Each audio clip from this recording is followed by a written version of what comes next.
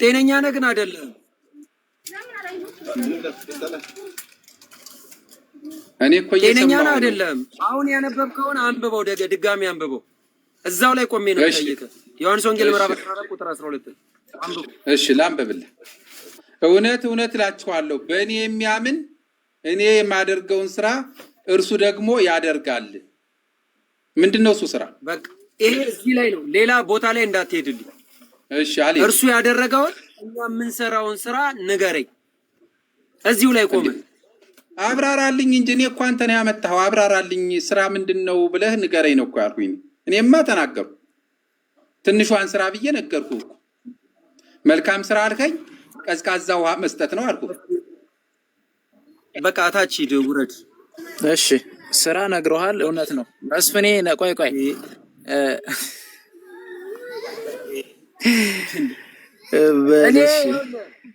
መልካም ስራ ማለት የእግዚአብሔርን ስራ መሰለክ ያለክ መስፍኔ።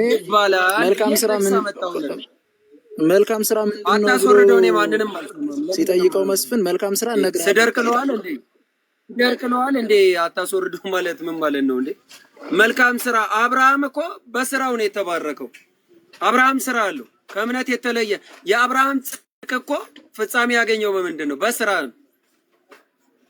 ያለ ስራ እምነት ሊገለጽ አይችልም። እምነት እኮ ፊዚካል ያለው ነገር አይደለም፣ በስራ የሚገለጥ ነው። እዚህ ጋር ደግሞ እምነት ብቻ ከተባለ የፕሮቴስታንት እምነት በምን ተረጋገጠ? መዳናቸው በምን ታየ ነው? ቅድም ጄሪዬ እግዚአብሔር ያክብራት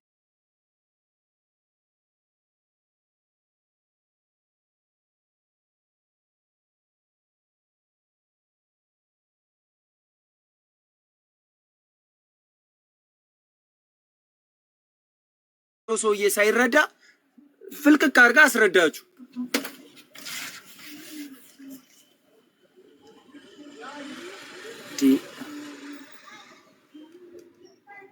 እና የእግዚአብሔርን ትእዛዝ መፈጸም ስራ ነው።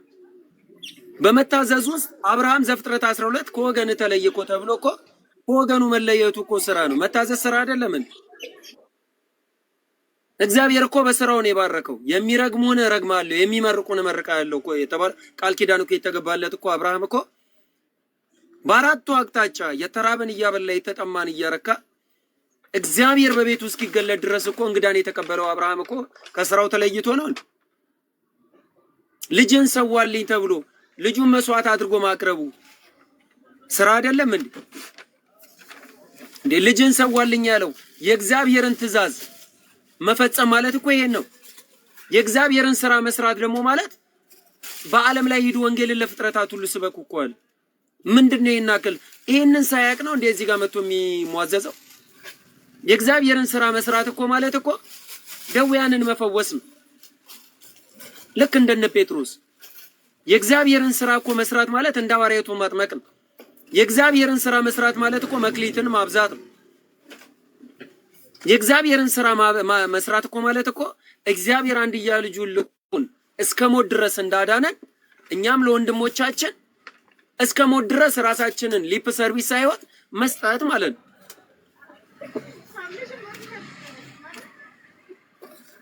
ይሄን ነገር ሳያቅ በምን እግባባለሁ? እኔ በጣም ሰልችቶኝ እኮ ነው። ሰውየው ምንም የሚገባው ነገር አይደለም። እኔ ግራ ገባኝ እና ከዛ ተነስቼ ነው ማረጋው ማረጌ ነው ማረጋው አራጋው ማረጋው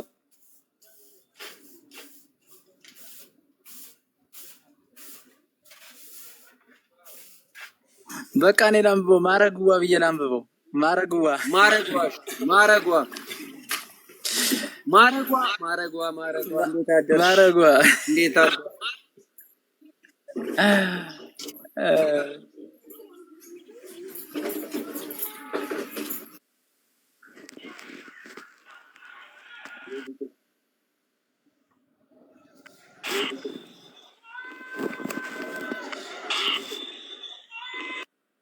እንዴት አደርሽ? ለማላገጥ ነው እንደ ገባሽ?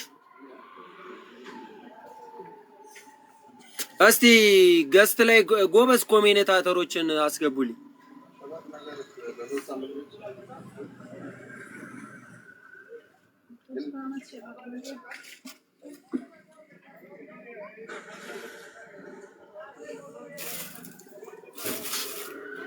ስለዚህ መልካም ስራ ሮሜ ምዕራፍ 2 ቁጥር 7ን ካየን በመልካም ስራ በመጽናት የዘላለምን ሕይወት ይገኛል። አሁን ከነ ቦርናጌ ጋር አይነት የሰው ልጅ በአጠቃላይ ለመግባባት ጨጓራ ክራይ መያዝ አለበት። ትንሽ ሰዓት ከነሱ ጋር ከተወያይታቸው መጽሐፍ ቅዱስን ወደ መሸምጠት ሲሄዱ ጊዜ ማባከን አያስፈልግም። ማውረድ በቃ እኔ አሁን የጠየቁት ከመጽሐፍ ቅዱስ ላይ ሲጀመር ኤርሚያስን የሚደግፍ ሰው ነው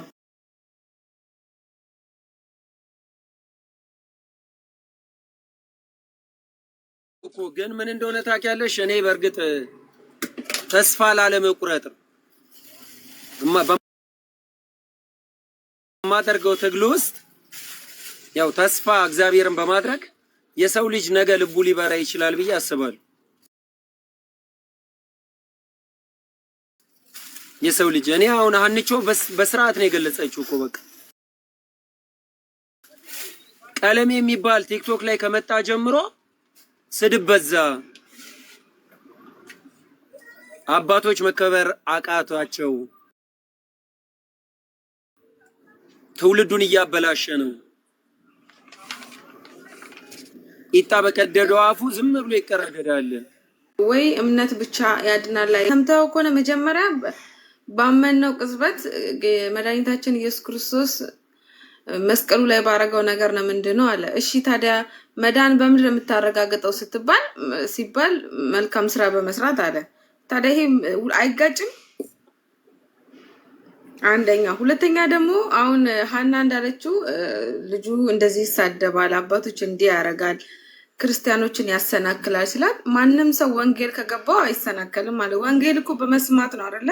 ለምሳሌ ብዙ አሉ ዓለማዊ ሰዎች ሰምተው የሚያምኑ ያንን ለመስማት ቀለሜ ጋር የሚገቡ ስድብ ተምረው ነው የሚወጡት። የትኛው ክርስቶስ ነው ቀለሜ የለበሰው? የትኛውን ክርስቶስ ነው እየሰበከ ያለው? ከስድብ ከማንጓጠጥ ከማንቋሸሽ ውጭ እኮ ምንም አይነት ወንጌል ሲሰብክ አይተን አናውቅም እኛ። እንደው እውነት አሁን ለምን ሃይማኖቱን ቀየረ ሳይሆን ቢያንስ እኮ ሃይማኖቱን የቀየረው የነበረውን ሃይማኖት አውቆ ነው አይደለ? ዝም ብሎ ከመሬት ተነስቶ አይደለም የቀየረው። ለመተቸትም እኮ መጀመሪያ ማወቅ ይጠበቅበታል። ከወጣ በኋላ እንደው እዚህ ደረጃ ያደረሰችውን ወይ አልፎለት እንዴት ነው ቤተክርስቲያንን እየተሳደበ አድቨርታይዝ እያደረገ የትኛው ክርስቲያን ነው የሚቀበለው የሱን ሃይማኖት? አሁን እኮ ቀለሜ እኮ ሙሉ ፕሮቴስታንትን ወክሎ ነው እዛ ጋር እየተሳደበ ያለው አይደል እንዴ? እንጂ እኮ እንደ አንድ ቀለሜ እኮ አይደለም እየተሳደበ ያለው። እንደ አንድ ቀለሜ አይደለም ኦርቶዶክስን እየተሳደበ ያለው፣ እምነት ነው የሚሳደበው። እሱን የሚደግፉት አሉ። ያንን እየሰሙ የትኛው ወንጌል ነው የሚቀበሉት? የትኛው ክርስቶስን ነው የሚለብሱት? ሁለተኛ ደግሞ እንደነ ቦርናጌን ያሉ ፈለገ ቤት ይገባል፣ አኬ ቤት ይገባ፣ በቃ የማይገባበት ቦታ የለም። እንደዚሁ በቃ ሰዓት ገድሎብክ ሰዓት ጨርሶብክ ይወርዳል እንጂ ምንም ቁም ነገር አትይዝበትም። በቃ ቀጣይ እሱም እንደ ቀለሜ ነው የሚሆነው። ሌላ ምንም እንትን የለውም እኮ ምንም ልዩነት የላቸውም ከሱ ጋር። ስለዚህ እንደዚህ አይነት ሰው በቃ ከነጭራሹ አለማስገባት ይሻላል። ምክንያቱም ያሉትንም ወደ ገደል እየከተትን ስለሆነ ማለት ነው። ጊዜያችን ማባከንም የለብንም። ሲጀመር እነሱ መጽሐፍ ቅዱስን ዝም ብሎ ያነበዋል እንጂ አይገባውም። እምነት ብቻ የሚል ነገር የለም። በቅጽበት ድኛለሁ እያለክ መልካም ስራ ጥቀስልኝ ስትለው በስሜ ውሃ ያጠጣ ምናምን ብሎ ዘረዘረ።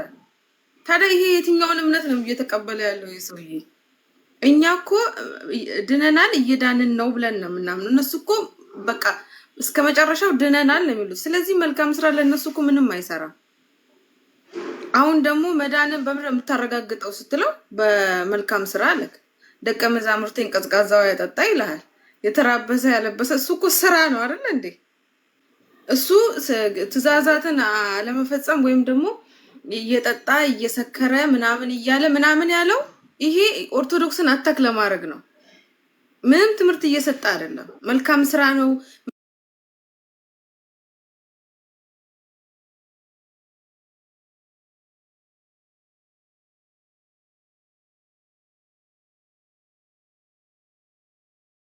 ብቻ አያምን ወይም ደግሞ በኦርቶዶክስ ዶግማ አያምንም።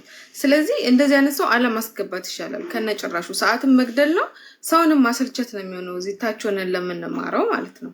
ለዛ ነው ወንድሜ።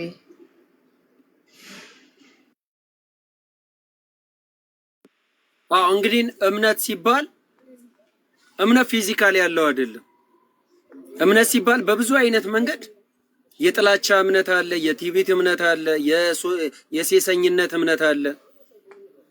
አንዳንዱ እኮ ሰው እየገደለ እንቅልፍ እየተኛ አይደለ እንዴ ያምንበታል በክፋቱ። አንዳንዱ ደግሞ ህሊናውን የሸጠም እምነት አለ። አንዴ የሆነ መጽሐፍ ላይ ነው ያነበብኩትና አባታችን ቆብ ሊገዙ ሄዱ መርካቶ አሉ። ከዛ ሻጩ ብር ቆይቷል 30 ብር ይሉታል። ልጄ ምን ነው ተወደደ? አይ አባታችን ጥቅሙን አላወቁ አለ። አያችሁ፣ የህሊና ነጋዴ የሚገባውን ነገር ከመሸጥና ከመግዛት ይልቅ በህሊና መነገድ። እንደዚህም አይነት ነጋዴዎች አሉ። በመጽሐፍ ቅዱስ ግን ምንድነው የሚለው? እምነትና በጎ ህሊና ይኑርህ። እምነት ብቻ ተብሎ አልተጻፈም። አንደኛ ጢሞቴዎስ ምዕራፍ 1 ቁጥር 19 እምነትና በጎ ህሊና። በጎ ህሊና ካለ ክፉ ህሊና ደግሞ አለ። እምነት ካለ ክህደት አለ። ክህደት ደግሞ የሚፈጠረው አንድ ሰው ካመነ በኋላ ነው። ከሃዲ የሚለው ስም ያገኘው ዲያብሎስም ከወደቀ በኋላ ነው። ከዛ በፊትማ መልአክ ነበር። ክህደት የክፉ ሐሳቦች መገለጫ ነው። ያመነ ሰው ግን በሃይማኖት ውስጥ በስራ ራሱን ይገልጻል። ያለበለዚያ ያዕቆብ እንደሚናገረው ከስራ የተለየ እምነት የሞተ ነው። ስራ የዘላለም ህይወት አይሰጥም ካለ ከዲያብሎስ በምን ተሻለ? ከዲያብሎስ በምን ትለያቸዋል? ዲያብሎስ አልታዘዝም አልሰራም ነው ያለው። እኔ እምነት ብቻ ከሚሉ አካላቶች ይልቅ ዲያብሎስ እኮ አባቶች እኮ በየገዳሙ እኮ አስረው እኮ ያሰሩታል። ተቃጠልኩ እያለ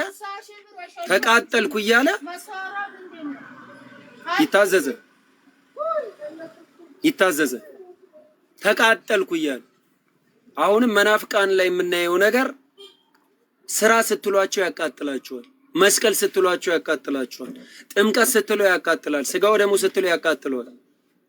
ዝክር ስትለው ያቃጥለዋል። ለምን ይመስላችኋል? የእግዚአብሔር ልጅ ሲያድርብህ መንፈስ ቅዱስ ስትላበስ ለስጋው ደሙ ሁሌ ትሮጣል።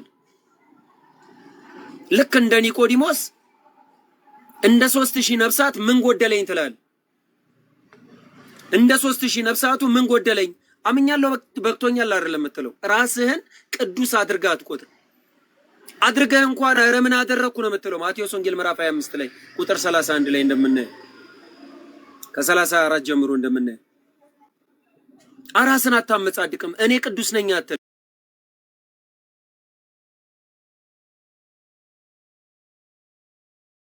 አይሁዶች ኃጢአት እየሰሩ ኃጢአተኛን ይከሳሉ። ክርስቶስ ግን ከኃጢአተኞች ጋር ቁጭ ብሎ በላ።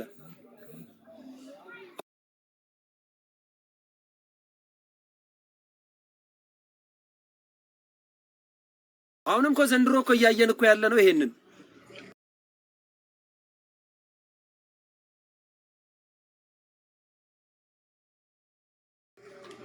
እኛ ወንጌላውያን ነን ይሉን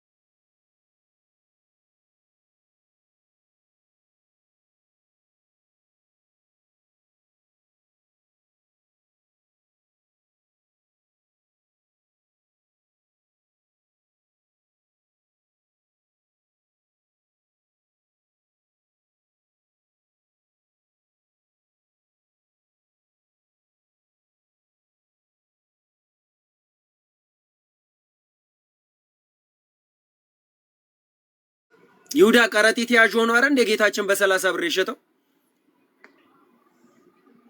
ጌታችን እኮ ሳያቀርቱ አይደለም ዛሬ ላለ ነው ለኔና ላንተ በቤተ ክርስቲያን ውስጥ ሌቦች እንዳሉ ሲያሳየን፣ ሆዳሞች እንዳሉ ሲያሳየን፣ ወሬኞች እንዳሉ ሲያሳየን፣ እንከን ፈላጊዎች እንዳሉ ሲያሳየን፣ ሌላው ደግሞ ሲከተሉት የነበሩት ደዌያንን ይፈውስ ስለነበረ እሱ ጋር ሄዶ ያልዳነ ስለሌለ ደዌያቸውን ብቻ ለመፈወስ ይሄዱ ነበር።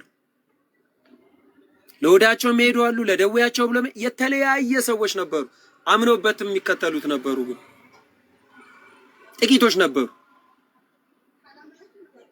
ክርስቶስ ያንን ሁሉ ሲያደርግ ሐዋርያት አጋንንትን እንኳን ማውጣት አቅቷቸው ነበር። ከዛ ምንድነው ያላቸው? የእምነት ማነስ ነው ያላቸው። እኛ ልናወጣ ያልቻልነው አንተ ግን የምታወጣው ይህ ነገር እንዴት ይሆንልናል ሲላቸው የእምነት ማነስ ነው ያላቸው። እምነት ክህደት ያለበት እምነት አለ፣ ነጋዴ እምነት አለ፣ የዝሙት እምነት አለ፣ የገዳይ እምነት አለ፣ ብዙ አይነት እምነት አለ ወገኖች። ሌባ እምነት አለ፣ አስመሳይ እምነት አለ፣ በስጋው ደሙ የከበረ እምነት አለ፣ በእውነተኛው ክርስትና ላይ የቆመ እምነት አለ፣ ሰላይ እምነት አለ። በቃ ብዙ አይነት ነው እምነታችን። ስለዚህ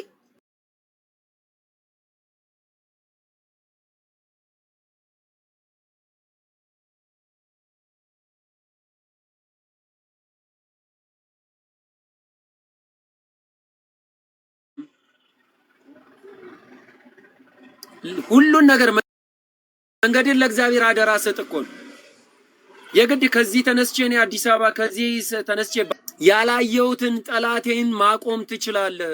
የጎደለኝን ታጥቃ ስትሳሉ ሆኗል በሉ። እግዚአብሔር ምስክሬ ነው። እምነት የሚጀምረው እዚህ ጋር አድርጎልኛል። በቃ ተሳልክ አይደል?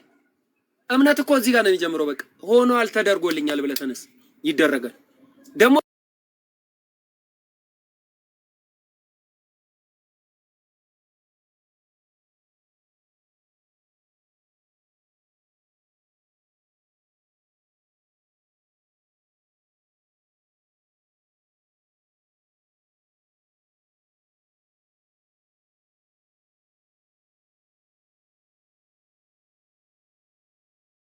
አይደለም የሚጮሁት የሚጸልዩት ለታይታ ነው አይደለም። ስለዚህ ቀደም ነግሬያቸዋለሁ። ለታይታ የሚከተሉት ነበሩ፣ አስመሳዮች ነበሩ። ስለዚህ እዚህ ቲክቶክ ላይ የሚሯሯጠውን እንደ በረሮ ቁጠረው። በክርስቶስ መስቀል ታጠፈዋል። ልቡ ላይ የታተመውን ክፋት መንፈስ በስመ አብ ወወልድ ወመንፈስ ቅዱስ እያልክ ብቻ በቃ ማራቅ። እግዚአብሔር ልቡን ያብራው እያልክ መሰዳደብ የማያስፈልግ እየቀነስን መሄድ አለብን። እኛ ቤትም ኦርቶዶክሳውያንን ቤት ስድብ በቃ መቀነስ አለብን። ትናንትና እኔ አንዱ እንግዲህ ደንቆሮ ብሎ ሰድቦኛል፣ ቅር አላለኝ። ያጋንንት ፈተና ነው አልፌዋለሁ። እና ከብዙ ሰዎች ጋር እንደዚህ አይነት ነገሮችን በአጠቃላይ እኛም እየቀነስን መሄድ አለብን። እንግዲህ እምነት ስንል ጠላታችን ድል የምናደርግበት ነው። እንዴት ነው ጠላት ድል የሚደረግበት በእምነት ከተባለ ልክ እንደ ዳዊት ጎልያድን ያንም ያክል ግዙፍ ያንም ያክል ስንት ተከታይ ያለው ስንት ጭፍራ ያለው ስንት ወታደር ያለው ዳዊት ምንድነው ያለው? አንተ ከሁሉ ጋና እኔ የነሱ አምላክ እግዚአብሔር የእስራኤል አምላክ አንተን ፊቴ ላይ ይጥላል። እምነት ማለት ይሄ ጠላትህን ይጥላል። በዳዊት በወንጭፍ ወደቀ። የሚያምን መርዝ ቢጠጣ አይጎዳው። ማርቆስ 16:18 የሚያምን ዕብራውያን ምዕራፍ 11 ቁጥር 5 ላይ እንደ ሄኖክ ይመሰከርለታል። ያመነ የዘላለም ሕይወት አለው። ያመነ የተጠመቀ ይድናል። ያመነ ተክሊል አለው። የጽድቅ ተክሊል ይሰጠዋል። እምነት ብቻ ከሆነ ግን አጋንንት አያስተምሩም። በመጽሐፍ ቅዱስ እምነትና በጎ ሕሊና ይኑር ይላል። አንደኛ ጢሞቴዎስ ምዕራፍ 1 ቁጥር 19 ላይ፣ ፊልጵስዩስ ምዕራፍ 1 ቁጥር 29 ላይ ልታምኑ ብቻ አይደለም የክርስቶስን ተጋድሎ እንድንጋደል ያዘነ። ያዕቆብ 2:24 ላይ ደግሞ ሰው በእምነት ብቻ ሳይሆን በስራ እንደሚጸደቅ ታያላችሁ ይላል። ማርቆስ 16:16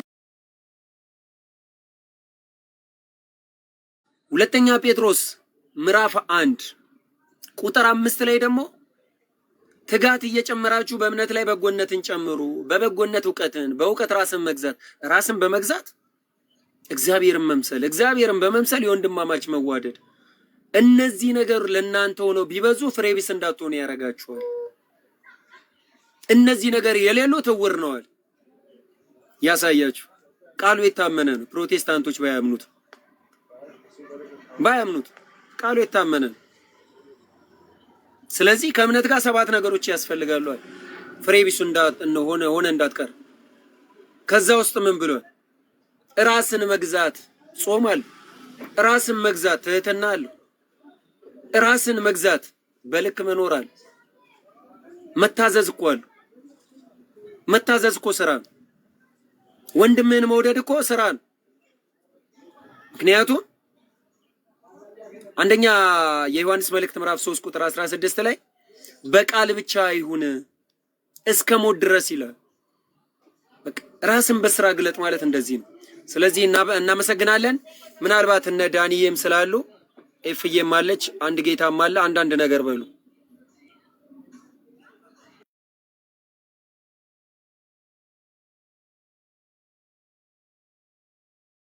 ቃልዎት ያሰማልን መስፍኔ፣ ቃልዎት ያሰማልን፣ በእድሜ በጤና ይጠብቅልን፣ ተስፋ የምናረጋትን ርስተ መንግስተ ሰማያትን ያወርስልን። ሁላችንም እንደተማረን ተስፋ አደርጋለሁኝ። ታችም ያለን ላይም ያለንና እግዚአብሔር አምላክ በእድሜ በጤና ይስጥልን እና ዶክተር ካሉ ቢቀጥሉ ደስ ይለኛል።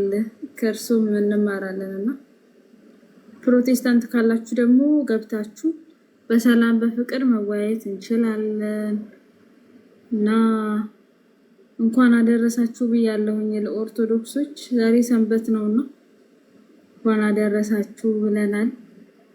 ስላሴም ናቸው እና ቀጥል። አንድ ጌታ አንቺ አይመችም መሰለኝ። ዳኒ አለ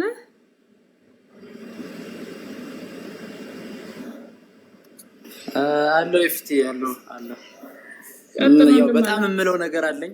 በጣም እሱ ምንድነው መስፍኔ ብሎታለኝ። ቃለ ሕይወት ያሰማልን መስፍኔ። ያው ምንም የሚጨመርበት ነገር የለም። በእርግጥም ተናገርከው።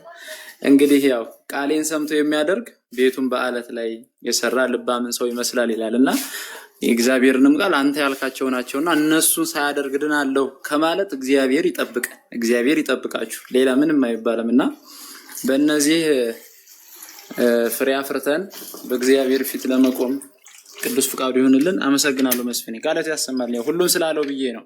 እዚህ በፊት ያልተባለ ነገር ስለሌለ የተባሉትን ተግባራዊ ለማድረግ ይርዳል።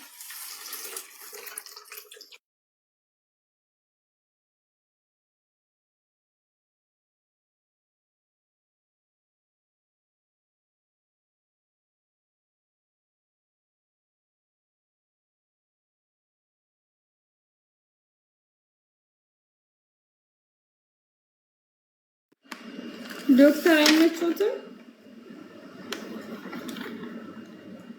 እሱም እንዲቀጥሉ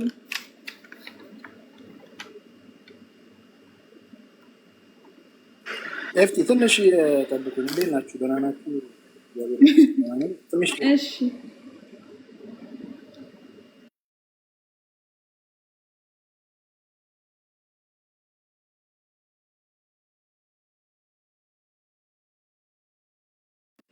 መስፍኔ ይቀጥል።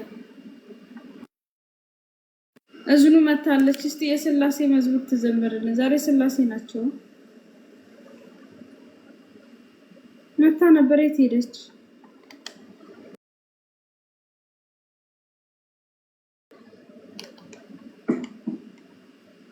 አዎ እኔ ራሱ ዝነትን እያየኋት ነበረ። በዛውም እንደው የማካፈላችሁ ለእህት ወንድሞቼ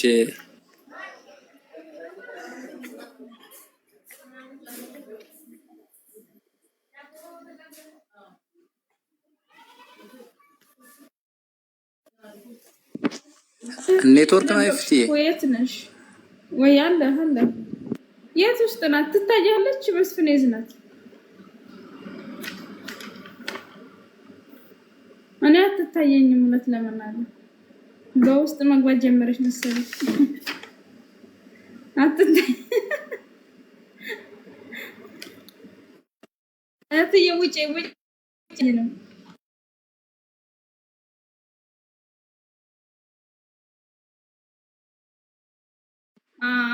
አሁን መጣሽ እንዴ? አይደል በውስጥ ሆነሽ አልታያልሽም።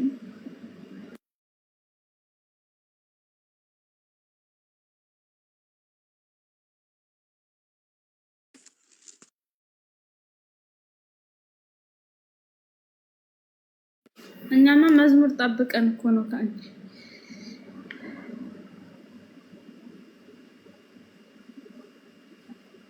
አለሽ።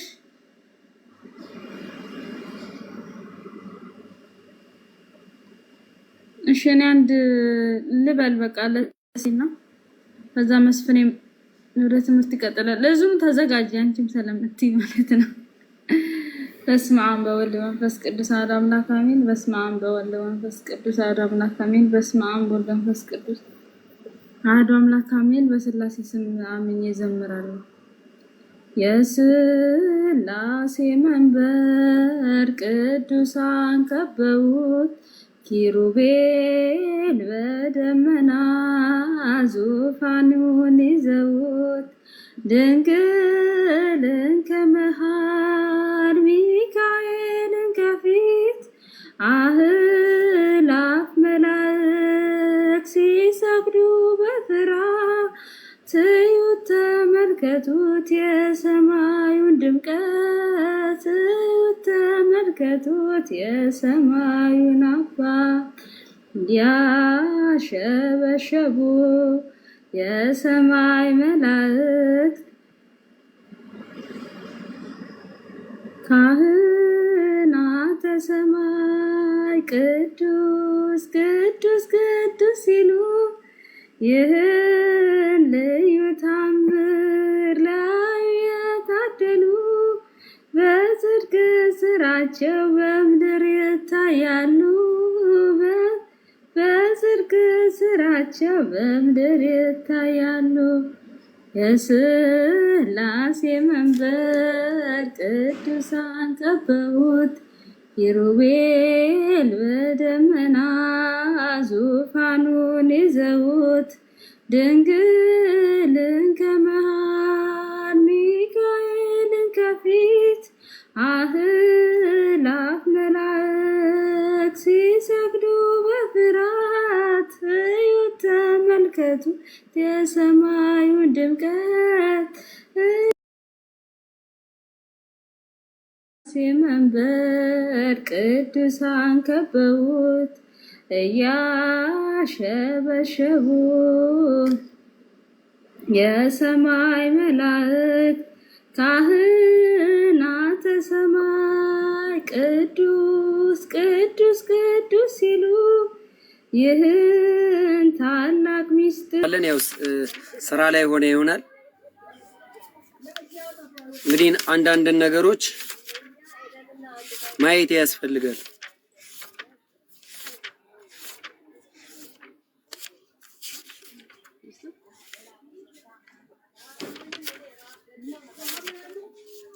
ማየት ያስፈልጋል። ምክንያቱም አንዳንድ ጊዜ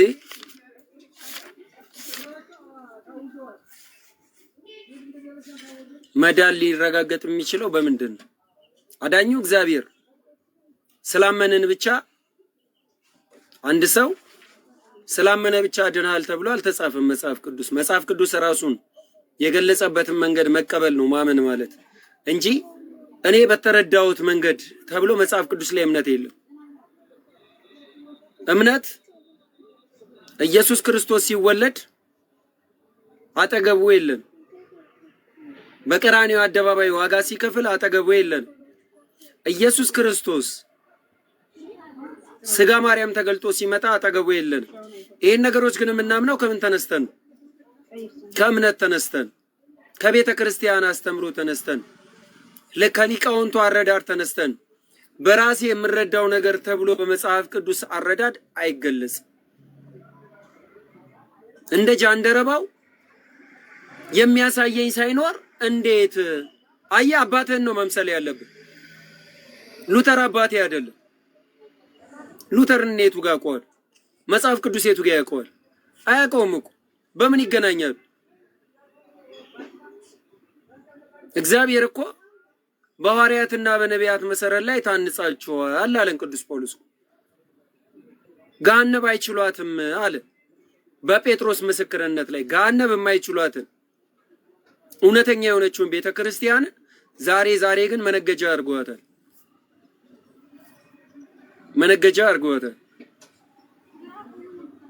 ዛሬ ግን እምነት ብቻ ብለው ሰውን ማደንዘዣ አድርገውታል።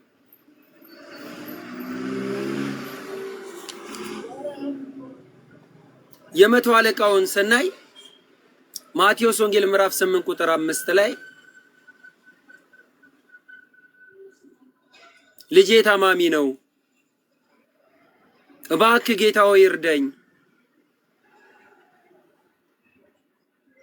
እኔ ብዙዎች ብልካቸው የሚመጡ አሉ። እምነቱን አየለት፣ ልጁን ፈወሰለት። ይሄ ልጅ እስኪያምን ድረስ አልፈውስልህም ማለት ነው። በአባትየው እምነት ግን ተፈውሷል። በአባትየው እምነት ተፈበሩ ሰዎች እንግዲህ ክርስትናችን መነሻው በሐዋርያትና በነቢያት መሰረት ላይ የታነጸ ከሆነ በብሉይ ኪዳን የነበሩ የእግዚአብሔር ሕዝብ የሚባሉት ዛሬ ደግሞ የእግዚአብሔር ልጅ የሚባሉት በምን ምክንያት? ይህንን ነው አሁን ልናስተውል የሚገባው። በብሉይ ኪዳን የተገረዘ ማንኛውም ሰው በ8 ቀኑ የተገረዘ የእግዚአብሔር ሕዝብ ይባል ነበር፣ የአብርሃም ወገን ይባል ነበር። ያልተገረዘ ደግሞ ከአብርሃም ወገንነት የተለየ ይሁን ተብሎ እግዚአብሔር ለአብርሃም ቃል ኪዳኑን አጽንቶለት ምን አውቆ ነው ሄዶ የሚገረዘው? ይሄ ልጅ ሕፃን ነው፣ የ8 ቀን ልጅ ነው። ሲገረዘ አያውቀው፣ ሄዶ ተገረዘ። የእግዚአብሔር ሕዝብ ተባለ፣ የአብርሃም ወገን ተባለ። እንደዚህ ስላለ ብቻ ይድናል? አይድንም። የአብርሃም ልጆች ብትሆኑ የአብርሃምን ስራ በሰራችሁ አላቸው ጌታችን። በአብርሃም የሚታበዩ ግን ኃጢአትን የሚሰሩትን ምን አላቸው? የአብርሃም ልጆች ብትሆኑ የአብርሃምን ስራ በሰራችሁ። እናንተም እንዳው ፕሮቴስታንቶች እንዳው ሁሉን እንዳላችሁት ይሁንና እስቲ ኢየሱስ ክርስቶስ የሰራውን የጌታ ልጅ ነን ካላችሁ ጥምቀቱን አያድንም ብላችሁ፣ ስጋው ደሙን አያድንም ብላችሁ፣ በጎ ስራ አያድንም ብላችሁ፣ ስለ ጽድቅ መሰደድ አያድንም ብላችሁ፣ መክሊት ማብዛት ምንም ዋጋ የለውም ብላችሁ፣ መጾሙን አይቻልም ጌታ ጾሟል ብላችሁ ያሳያችሁ ክርስቶስን በምን መሰላችሁት? እስቲ እንደው በዚህ መስያለው የሚል ፕሮቴስታንት ይግባ። ክርስቶስን መስለው አታውቅም፣ ተናግረው አታውቅም። ያንተ ክርስቶስ ይለያል። መናፍቅ የድንግል ማርያም ልጅ አይደለም። ለእናትየው ክብር አትሰጥ፣ ለቅዱሳን ክብር አትሰጥ። ታላዝናለህ በየመንገድ ዳሩ። አሁንማ የተሻለ ጊዜ መጥቶልናል። እግዚአብሔርም የኢትዮጵያን ሕዝብ በተለይ የኦርቶዶክሳውያንን እንደው ይሄ መንገድ ላይ ስብከት የማይጠቅም አንድ ሰው በማይጠቀምበት ይሄ መከረኛ ጂፓስ አለ። በቃ ጆሮአችንን እየቀደዳችሁት ነበረ። እግዚአብሔር ሰምቶናል። አሁን ወንድ ኮንክ በቲክቶክ እየወጣ አውራ። ተወሽቃችሁ አትሳደቡ። ጌታ እኮ ተሰድቧል። ጌታን ሰድበውታል በስጋ ማርያም ተገልጦ ራሱን ከአምላክ ጋር እንዴት አንድ ያደርጋል እኮ ብለው እኮ ባለማወቅ ዛሬስ እናንተ ምን እያላችሁ ነው? ይለምናል የምትለው ትናንትና ከአምላክ ጋር ራሱን ያስተካክላል ያሉት ቤተ አይሁድ ከተናገሩት አንተ ዛሬ የምትናገረው አይበልጥም? አንተ ዛሬ ቂጣ በቀደደው አፍ ሞቶ አድኖክ ስጋዬን ብላ ደሜን ጠጣ ብሎ ተፈጸመ ብሎ መፈጸሙን አይተ ያንተ ክደት አይብስም ከአይሁድ?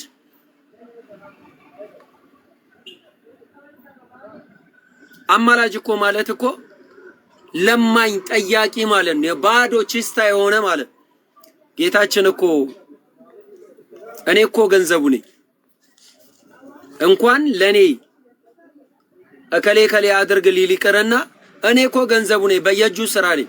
ካለመኖር ወደ መኖር ለናቴ ገንዘብ አድርጎ እኮ የሰጠኝ እኮ ነኝ ለናቴ።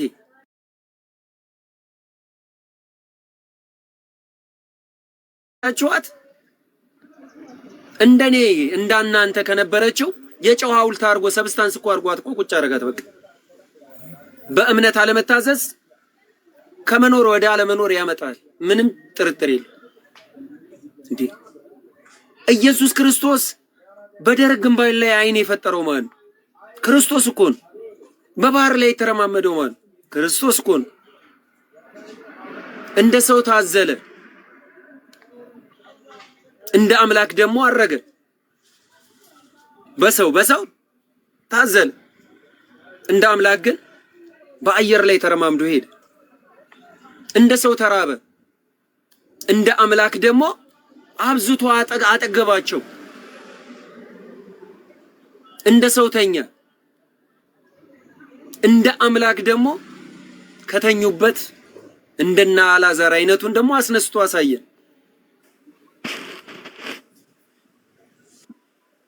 ስለዚህ ኢየሱስ ክርስቶስን ማመን ማለት እኔ ማርያምን እንደ መናፍቅ ሆነ ንግድ ነው። በስሙ ንግድ ነው የያዛችሁት። ስሙን አታውቁትም፣ ክብሩን አታውቁትም፣ ፈለጉን አትከተሉትም። አሁን ዛሬ እሑድ ወደ ቸርች የምትሄዱ ስንት ሰዓት ነው? 4 ሰዓት ቡና ጠጥታችሁ ምግብ በልታችሁ፣ እግዚአብሔር ምስክሬ ነው ታሳፍራላችሁ። ቸርቻችሁ ውስጥ ያለው ጭፈራ ጠገብ ብለህ ነው የምትሄደው። ራስን አትገዛም፣ ትጨፍራለህ፣ ወደ ቤት ትመለሳለህ። እርግጠኛ ነኝ እያንዳንዷ ዳሷ ውስጥ 5 ጥቅስ አይጠቀስም። ለትምህርት የሚሆን 5 ጥቅስ የላችሁ። ለትምህርት የሚሆን 5 ጥቅስ የላችሁ። ግን የክርስቶስ ተከታይ ወንጌላውያን ነን ትላለህ። ኒው ጄኔሬሽን መግባት ትችላለህ። እኔ አንተን አልከለከልኩም። ሐሜት አይደለም። ዛሬ ሄደ ያረከውን ነው የምነግርህ። ወይ ራፕ አትሉት፣ መሳሪያው የጭፈራ ቤቱን ዲዲዲዲዲዲዲዲዲዲው መዝሙር የምትለው ሙዚቃ ነው። ሪትሙ አንድ አይነት፣ ቤዙ አንድ አይነት፣ ምንም ልዩነት የለው። መግባት የምትፈልግ ፕሮቴስታንት ካለ ግባ፣ በራስ ሰዓት ትወርዳለህ። በጥያቄ ግባ። ጀግኖች ካሉ አስገባዋቸው። ስለዚህ በባዶ ቤት ችግር የለውም፣ ይግባ፣ ማንም ይግባ። ስለዚህ በባዶ ቤት ትጮሁና እዛ ቸርቻችሁ አጠገብ መኪና ነው የሚቆመው፣ ድሃ የለም። አንተ ጠግበት ሄዳለህ፣ የተራባ አታስብ። ምንድነው ያንተ ምስጋና? ወንድምን ሳታስብ፣ ወንድምን ሳትወድ የዘላለም ሕይወት ካለ ይሄንን ጠቅሱን ይፈልገዋል። የተራበን ሳታበላ፣ የተጠማን ሳታጠጣ፣ የተራበን የታረዘን ሳታለብስ፣ የታመመን ሳትጠይቅ፣ 6ቱ ምግባራት ወንጌልን ሳትፈጽም ቤትህን በአለት ላይ ልትሰራ አትችልም።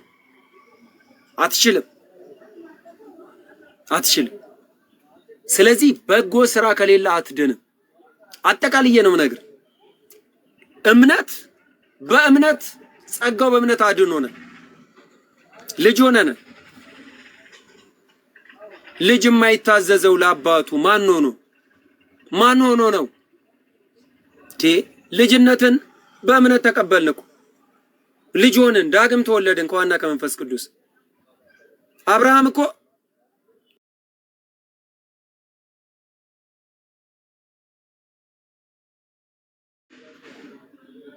እኮ ከስራው ተነስቶ ነው እግዚአብሔር የሚረግምህን እረግማለሁ የሚመርቅህን እመርቅልሃለሁ የተባለው ከስራው እኮ።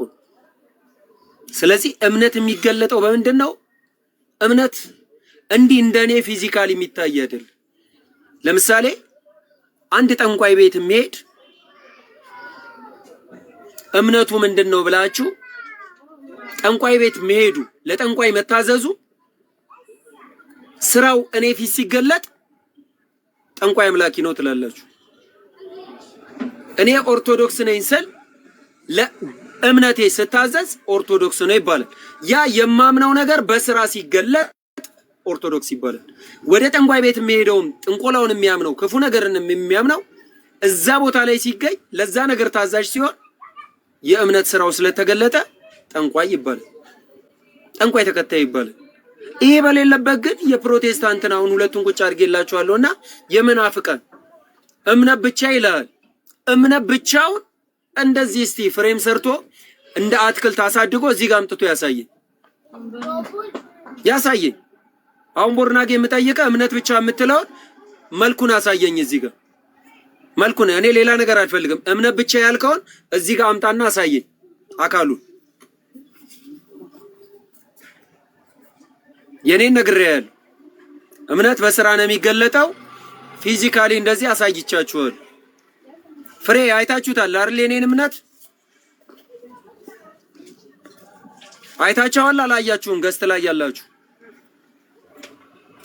አይተናል መስፍኔ። ስለዚህ አንተን እምነት እዚህ ጋር እምነት ብቻ የሚለውን እንደዚህ አውጣና አሳየን። የፈለገው ፕሮቴስታንት ይምጣ ዛሬ የፈለገው ይግባ። በስርዓት ግን አውሩ። የእናንተ እምነት ብቻ የምትሉትን ፊዚካሊ እዚህ ጋር አሳዩ። ስራ የሚባል አንድ እንዳጠው እምነት ብቻ ነው። እምነቱን ብቻ አውጡና አሳዩ።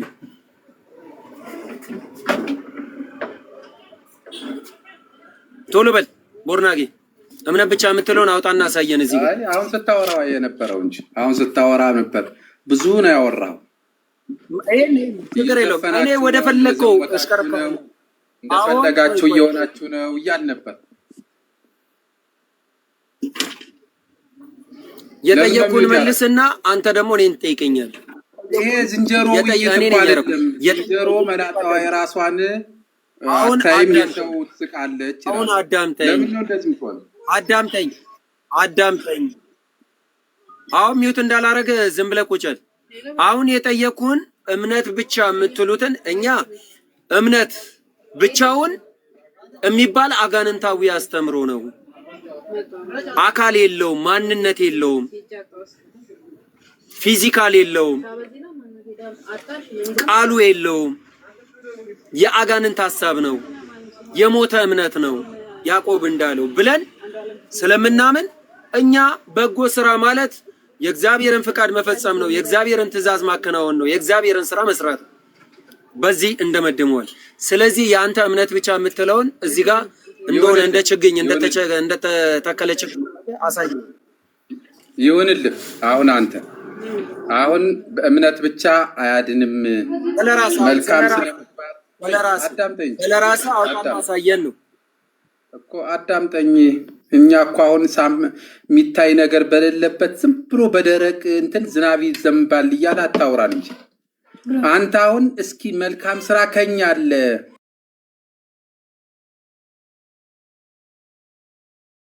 አንተ መልካም ስራ እኛ ካንተ የምናየውን እስኪ ያሳየን ንገረን። እኔ ቁጭ ብዬ ላዳምጥ። እኛ ኦርቶዶክሳውያን በስራችን ወደ እግዚአብሔር መንግስት እንገባለን የምትልበትን እስኪ ያሳየን። መጽሐፍ ቅዱስ ተማር ወለር በእምነት ብቻ ነው። ታዲያ ፈረሰ እዚህ ጋር አያችሁ። በእምነት ብቻ የእግዚአብሔር ልጅ አይኮን። ከቃሉ ተወልደናል። አዎ በእምነት ብቻ ነው አይደል? ቃሉ ላይ ምን አለ? ከዋና ከመንፈስ ቅዱስ ካልተወለዳችሁ የእግዚአብሔር መንግስት አትወርሱም ብሎ ቃሉ ላይ ምን አለ?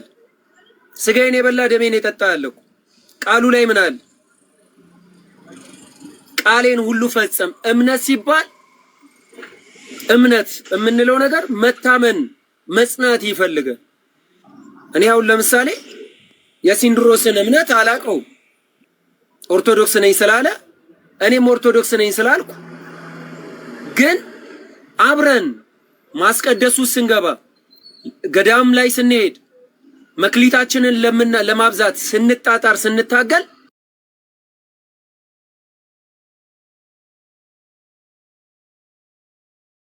ከዛ ውጪ ግን አምነህ አጋንንት ማምኗል አንተ ማምኗል እኩል ናችሁ። ምንም እንደውም ያጋንንት የተሻለ አጋንንት እየተንከተከተ አንተ ግን በእምነት ብቻ ብለህ በጎ ስራ አታሳዩኝ።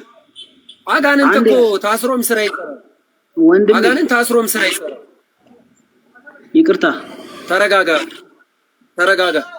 እንደ ጤነኛ ሰው ግባ። መጀመሪያ ደህና ዋላችሁ ይባላል። 96 ሰዎች አሉ። ክሬዲት እኔ ተሳስቶ ሊሆን ይችላል። እያዳመጥ ይቅርታ ተሳስታል። ደህና ዋላችሁ ብለህ ጀምር። እሺ ደህና ዋላችሁ። ሲንድሮስ እየስላለ ያው እኔ ያዝ ከሲንድሮስ ጋር ትቀጥላለህ። በተናገርኩት ከሆነ ደግሞ እኔን ጠይቀኛል። እሺ የጌታ ሰላምና ጸጋ ይብዛላችሁ። እሺ ወንድሜ ቅድም ወንድማችን ሲያወራ ነበረ። አንተም አሪፍ የሆነ ጥያቄ ነው የጠየቀው። ቤተ እምነት ወይ ተረጋጋ። ቤተ እምነትን ንገረን። እኔ ፕሮቴስታንት ነኝ። የት ነው ህብረት የምታደርገው? እኔ በረከት ጉባኤ ዓለም አቀፍ ቤተክርስቲያን ህብረት የምታደርግበት በረከት ጉባኤ ዓለም አቀፍ ቤተክርስቲያን ይሰማል። ህብረታችሁ ላይ የእምነት አቋም አለ? ማን ነው መገለጫ አለ? አሁን እነ ሙሉ ወንጌል፣ እነ መካነ ኢየሱስ፣ እነ መሰረተ ክርስቶስ ሌሎችም ሙሉ ወንጌል የራሳቸው የሆነ መገለጫ ያላቸው እኔ ቸርቹ ሙሉ ወንጌል ታንኪ።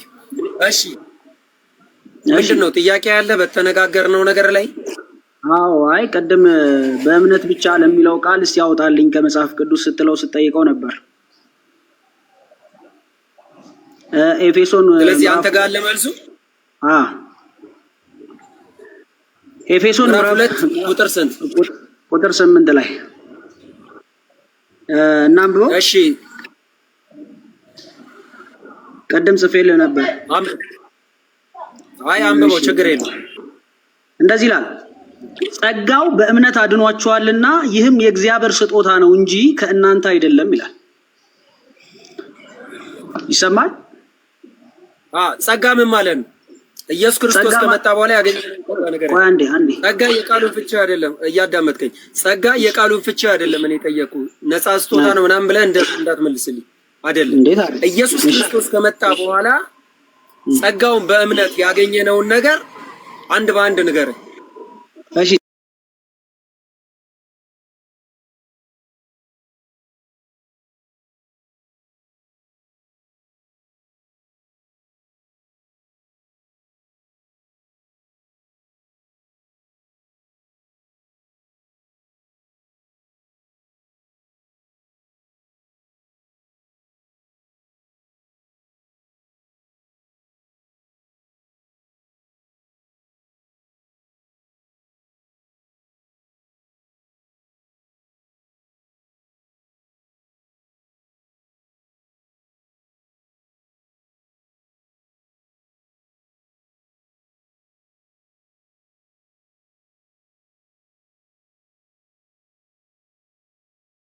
እግዚአብሔርም ከሙታን እንዳስነሳው በልብህ ብታምን ትጸድቃለህ ይላል። ይሰማል?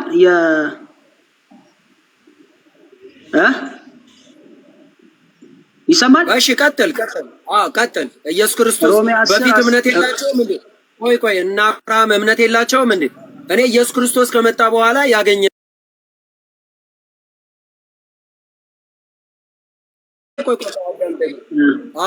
ኢየሱስ ክርስቶስ ከመጣ በኋላ ያገኘናቸው በረከት የዘላለም ሕይወት ልጅ መሆን ልጅ ሁለት ጥቅስ እየጠቀስክ ምክንያቱም በተወናለ ሊማሩ ነው የተቀመጡት። እሺ ዮሐንስ ወንጌል ምዕራፍ 3:16 ላይ ኢየሱስ ጌታ እንደሆነ በልብ ብታምን ለምን በልጁ የሚያምን የዘላለም ሕይወት እንዲኖረው እንጂ እንዳይጠፋ እግዚአብሔር አንድያ ልጁን እስኪሰጥ ድረስ ዓለምን እንዲሁ ወዷል ይለንና ደግሞ ዮሐንስ ወንጌል ምዕራፍ 1 ላይ ወደ ገዛ ወገኖቹ ሄደ የገዛ ወገኖቹም አልተቀበሉትም፣ ለተቀበሉት ግን በስሙ ለሚያምኑት የዘላለም ሕይወት እንዲኖራቸው ይላል አይደለ የሚለው። ስለዚህ ልጅነት አግኝተናል፣ የዘላለም ሕይወት አግኝተናል። ከዚህ በላይ ፈለክ ለዚህ ለጠየቀኝ ጥያቄ እሺ በቃ አይ ይሄን ብቻ ነው የምትችለው? ከቻልክ ብታብራራልን ደስ ይለናል። እኛ መማር እንፈልጋለን። እውነት ነው። አይ አሁን ለጠየቀኝ ጥያቄ እቺ በኢየሱስ ክርስቶስ ያገኘነው ላልከኝ ጥያቄ እቺ በቂ ናት። ለዚህ አይነት መልስ ግን አሁን አንተ ጸጋው በእምነት አድኖናል የሚለውን ቃል ብቻ ኢንተርፕሬት ላድርግልህ። ግን ቆይ ከዛ በፊት መስፍንዬ ለምሳሌ በእምነት ነው ምንድነው ብሎናል፣ ማመን ብቻ ብሏል። እና እስኪ ቆይ ዳዊቴ መዳን በማን ብቻ ነው ንገረኝ እስኪ። በኢየሱስ ብቻ አይደለ? ብቻ ነው። አዎ አንዴ የሆነ የሚንጫጫ ነገር አለ ዳዊትዬ፣ እሷን አስተካክላትና ተረጋግተ መልስልኝ የምጠይቅህን። መዳን በማን ብቻ? በኢየሱስ። ከኢየሱስ ውጪስ ሌላ ማንም አያድንም። አብስ? ሰጠው እኮ አብስ ሰጠው ለልጁ። አብ አያድንም ወይ? አሁን ሰጠው ለልጁ አልኩ። አብ አያድንም ወይ? አሁን አብ አያድንም ሳይሆን አላልኩም። አብ አያድንም ወይ? እየሰማኸኝ ከሆነ አንድ ጥያቄ የጠየቅኩ ጥያቄ ስለመስጠትና ስለመቀበል አይደለም። መዳን በኢየሱስ ብቻ ከሆነ ያልከኝ አብ አያድንም ወይ ጥያቄ። አሁን ያድናል አያድንም ለሚለው ጥያቄ መልስ ብቻ አብ አያድንም ወይ? ባይዘዌ ከመጠየቅ አብ አያድንም ወይ ባይዘዌ ምናምን ወይ ልጅ ወይ ምናምን የለም። አብ አያድንም ወይ? ያድናል።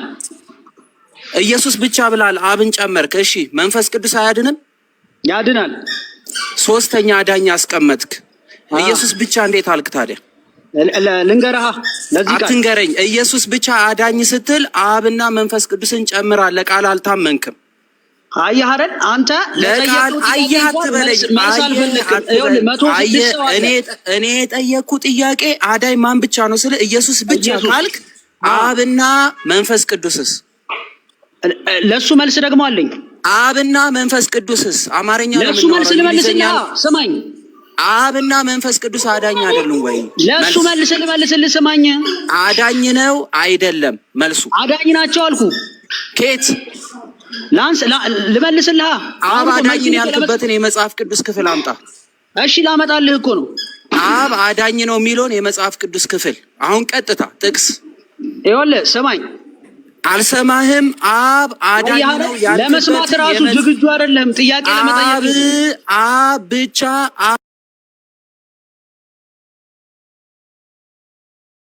ብቻ አይደለ? ስማኝ፣ ዶክትሪናችሁ መጽሐፍ ቅዱስ ብቻ አይደለ?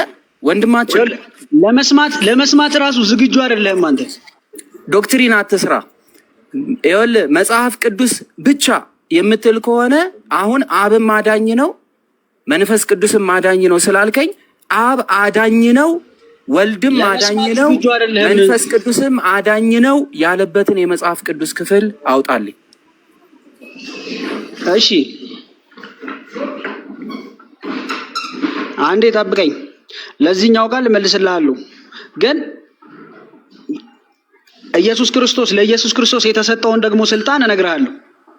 እኔ አሁን አብ አዳኝ ነው ወልድ አዳኝ ነው መንፈስ ቅዱስ አዳኝ ነው ያለ የመጽሐፍ ቅዱስ ክፍል ስጠኝ። ወይም ደግሞ ኢየሱስ ብቻ ነው አዳኝ ብለህ መልሰህ ደግሞ አብና መንፈስ ቅዱስም አዳኝ ነው ብላል። ብቻ የሚለው ሌላ አዳኝ የለም የሚል መልስ ነው የሚሰጠን ትምህርቱ ላይ። አሁን ግን አብንም መንፈስ ቅዱስንም አዳኝ ብላል። ስለዚህ አዳኝ ነው ካልክ ከመጽሐፍ ቅዱስ፣ አያድኑም ካልክም ከመጽሐፍ ቅዱስ መልስ ሰጠናለህ። እሺ ላውጣልህ። አንዴ ጠብቀኝ። እስከዛ ድረስ እናንተ ደግሞ ባለው ውይይት ተወያዩ። እኔ ላውጣልህ ወንድሜ። ችግር የለውም ዳዊትዬ፣ አውጣ አንተስ እስከዛ ድረስ። በነገራችን ላይ ከስራ አዳም ተረጋጋ የምትሉኝ እርግጠኛ ነኝ ከዚህ በላይ መረጋጋት በምን አይነት መንገድ እንደሚሄድ አላውቅም። ወይ ድምፄን አጠፋዋለሁ ማለት ነው። እንደዛ ነው የሚሻለው። እኛ የጠየቅነው ጥያቄ አዳኝ ኢየሱስ ክርስቶስ ብቻ ከተባለ ብቻ ነው።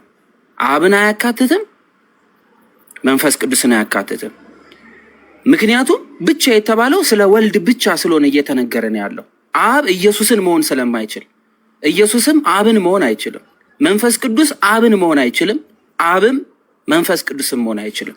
አብ የራሱ አካልነት፣ ወልድ የራሱ አካልነት፣ መንፈስ ቅዱስ የራሱ አካልነት አለው።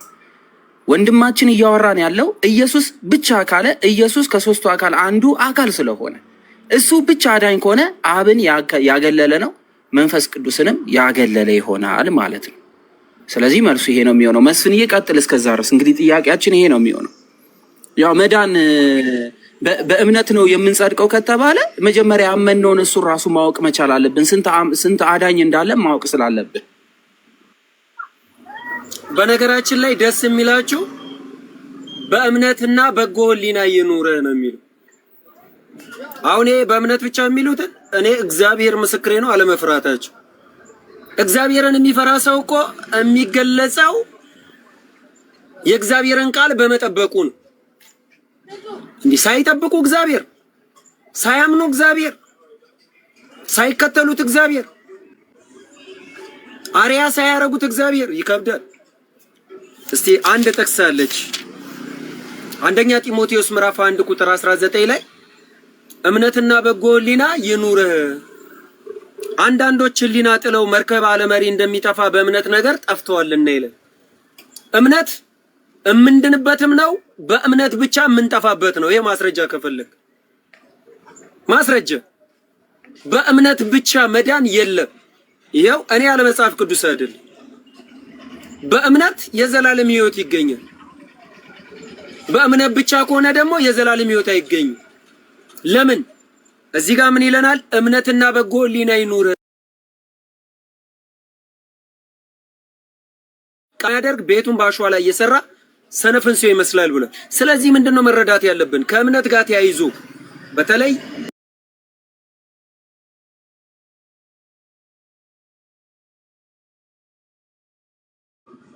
አምስቱ ሶላቸው እውነት ለመናገር ሊያፍሩበት ይገባል። በቃ ሊያፍሩበት በጣም ይገባል። ምክንያቱም አምስቱ ሶላዎችን ስናያቸው እስትንፋሰ እግዚአብሔር ያለው አይደለም። ከእግዚአብሔር ቃል ጋር የሚያጋጭን ከእግዚአብሔር ፍቃድ የሚያወጣ እምነት ብቻ ብሎ ካስቀመጠ እኔ አሁን ይሄ የለበስኩት ልብስ አለ ፎር ኤግዛምፕል ይሄ ልብስ ሙቀት ይሰጣል አምናለሁ። ሳልለብሰው ግን ሙቀት ማግኘት እችላለሁ? ይሰማል ግን ድምጼ ይሰማል? ድምጼ የሚሰማል መሰለኝ ይሰማል። እሺ መልካም። ስለዚህ ይሄ በቃ ይሄንን ለብሼ ሳልወጣ አሁን የፕሮቴስታንት እምነት ማለት ነው። ሳልለብሰው ሙቀት አገኛለሁ፣ ምግብ ኃይል ይሰጣል፣ ሳልበላ ኃይል አገኛለሁ፣ ውሃ ጥምን ይቆርጣል፣ ሳልጠጣ ውሃ ጥም ይቆርጥልኛል ብለው ተስፋ ቢስ ሆናል።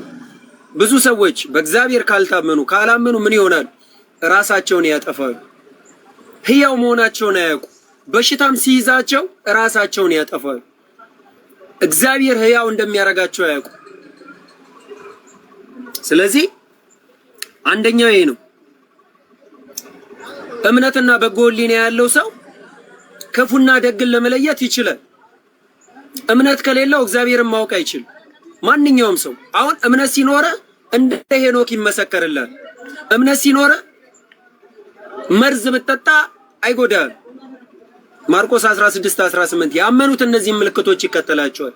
እኛ እምነት አያድንም አላልን። የሚያድነው ግን ስትታመንና ስትጸናበት ነው። በቃሉ ስታምን እንደገና ስትጸናበት ነው። ያለበለዚያ ግን በጎ ሕሊና ከሌለው ወንድምን ካልወደድክ የዘላለም ሕይወት ታጣለህ። በክርስቶስ ቃል ካልኖርክ አምኛለሁ ሸዋሸዋ አይሰራም። ስለዚህ ሮሜ ምዕራፍ 2 ቁጥር 12ም ያው መልካሙንና ክፉን የምንለየው ከእምነት ተነስተን እንደሆነ ይነግረናል። ስለዚህ በአምላካችን በእግዚአብሔር እመኑ ትጸኑማላችሁ። አያችሁ፣ በእግዚአብሔር ማመን ያጸናናል፣ ያላመነ ደግሞ አይጸናም ይለናል። እምነት የሌለው ሰው አይጸናም። እምነት አያስፈልግም አይደለም። የኛ ጥያቄ በእምነት ብቻ ነው ፕሮቴስታንት የሚያመጡት ነገር በአጠቃላይ አደጋ ያለው ነው። አመሰግናለሁ። እግዚአብሔር አምላክ ይስጥልን። ጥሩ እየሄድን ነው እንግዲህ መስፍኔ ልጁም የለም ሄዷል። እንግዲህ ሌላም ገና ብዙ ጥያቄ በነገራችን ላይ መስፍኔ እኔ እኮ ልጁ የገባ መስፍኔ ነው። ኦልሞስት ተመልሷል። አይ ቲንክ ወይ ኔትወርክ ምናምን ይሆናል። እሺ ሌሎቹንም ሰላም እንበላቸውን ቀጥል። በነገራችን ላይ ጥያቄ ስንጠይቅ ብዙ ጥያቄ ነው የምንጠይቃችሁ። እንግዲህ ያመንነው ክርስቶስ አድኖናል ካሉ ያመኑትን ክርስቶስ ገልጦ የመመስከር ግዴታ አለባችሁ። ምክንያቱም ብታመን በአፍ መስክረክ ይላል አይደለ? ስለዚህ የምንጠይቃችሁ ከክርስቶስ ላይ የዘለለ ስላልሆነ መመስከር ዳዊት የጠየቅነን ጥያቄ ለማስታወስ ያህል አብ አዳኝ ነው፣ ወልድም አዳኝ ነው፣ መንፈስ ቅዱስም አዳኝ ነው ብለናል። ከመጽሐፍ ቅዱስ አምጣ ነው። አይ አይደሉም ካልክ ደግሞ ኢየሱስ ብቻ አዳኝ ነው ብቻ ካልክ ደግሞ እሱን ታመጣና አብና መንፈስ ቅዱስም ምን ልታደርጋቸው እንደሆነ ትነግረኛለህ ማለት ነው። እሺ አመሰግናለሁ። እኔ ግን አሁን በመመልስ ሰዓት አንተ የጠየቀውን ጥያቄ ይቀሃል። እኔ በመመልስ ሰዓት ግን የትኛውንም አይነት በመሃል ገብተህ እንዳታወራ። እኔ ከመለስኩ በኋላ ቀጣይ ላለው ጥያቄ ደግሞ አንተ ትጠይቀኛለህ፣ መልስልሃለሁ። ካልሆነ ግን አድማጭም ያልገባኝን ነገር መጠየቅማ እችላለሁ ወንድሜ። ልታስተምረኝ ነው የገባው ልንገርህ ብለን የመጣው እሱን ስጠይቀኝ ግን ስጨርስ ነው የምጠይቀኝ። ለምን ያልገባኝን ነገር በመሃል አስቆሜ እጠይቅሃለሁ? ለምንድን ነው የምታስገድደኝ? ካልገባኝ ይሄ ፓርት አልገባኝም እላለሁ። ተረጋግተህ ታስተምረኛለህ። የሚዋጥልኝ ትምህርት ከሆነ ተቀብዬ ከአክሴፕት አድርጌ አልፋለሁ። ካልሆነ ደግሞ ሌላ ተጨማሪ ማስረጃ እየሰጠኝ ታብራራለህ። በንቀት አይደለም በማዋረድም አይደለም፣ ለመማማር ስለሆነ የፈለግከውን ያህል ሂድ። ዝም ብዬ ጣልቃ እየገባው ግራ ለማጋባት አልሞክርም ስለማልፈልገው። ቀጥል ወንድማችን። እሺ ኢሳይያስ 43 ቁጥር 11 ላይ እኔ እግዚአብሔር ነኝ አዳኝ እግዚአብሔር ነኝ ይላል። ከኔ ሌላ አዳኝ የለም ይላል። አዳኝ ነው ማለት ነው እግዚአብሔር። ማን ነው እግዚአብሔር? የአብ የወልድ የመንፈስ ቅዱስ ስም እግዚአብሔር። እሺ የአብ የወልድ የመንፈስ ቅዱስ ስም እግዚአብሔር ተብሎ ይጠራል የሚል ክፍል በዛው እንዳምነው ይሄንን ቃል አሳየኝ። እሺ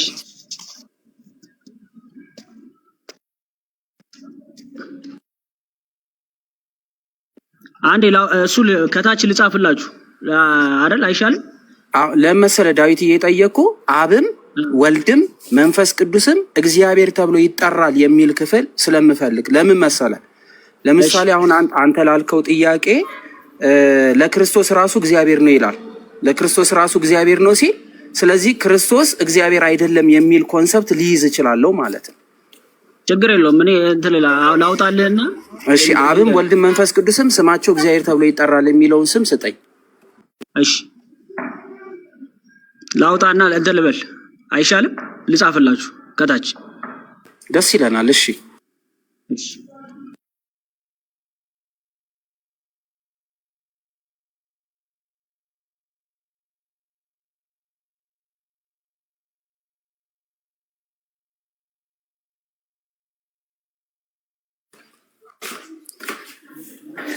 መስፍኔ ውጪ ታያለክ። ደህና ነህ? ስራ ጥሩ ነው?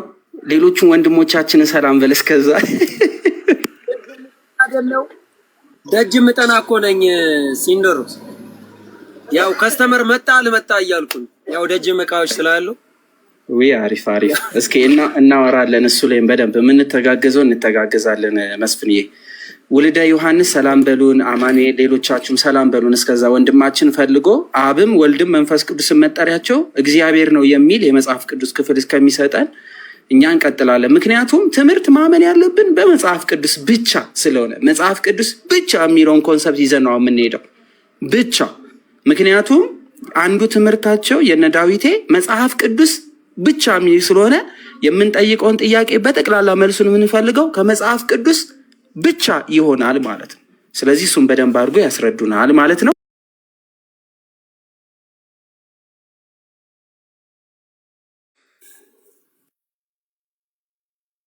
እሺ መስፍን የሁላችሁም ሰላም። እሺ ደስማ እኔ ጋር እኮ ተቋርጦ ነበር። በጣም ደንግጬ እንደሌላ ጊዜ ዘርግፎን መስሎኝ። ለማንኛውም ሰላም ወንድም ይወልደ ዮሐንስ እንኳን ደህና መጣልኝ። ዋንደዬ ሁላችሁም ሰላም ናችሁ? በዚህ አጋጣሚ እግዚአብሔር አምላክ ዋጋችሁን ይክፈልላችሁ።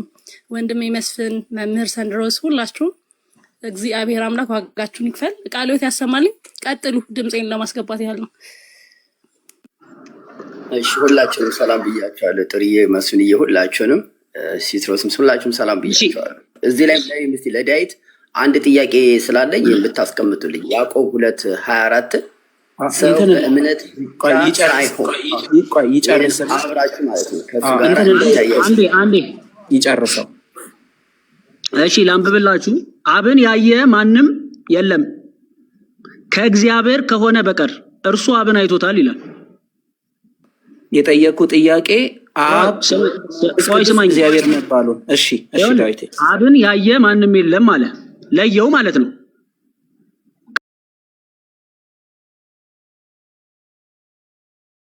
ይሄን ብቻ እንግዲህ እኔ እንደማየው አብን ያየ ማንም የለም ከእግዚአብሔር በቀር ይላል። ስለዚህ አብና እግዚአብሔር የተለያዩ ናቸው ብዬ ነው ማምነው። አሁን አንተ እየነገርከኝ ባለው ከዛ አብን ከእግዚአብሔር በስተቀር ያየው ማንም የለም ይልና ከእርሱ በቀር ይላል።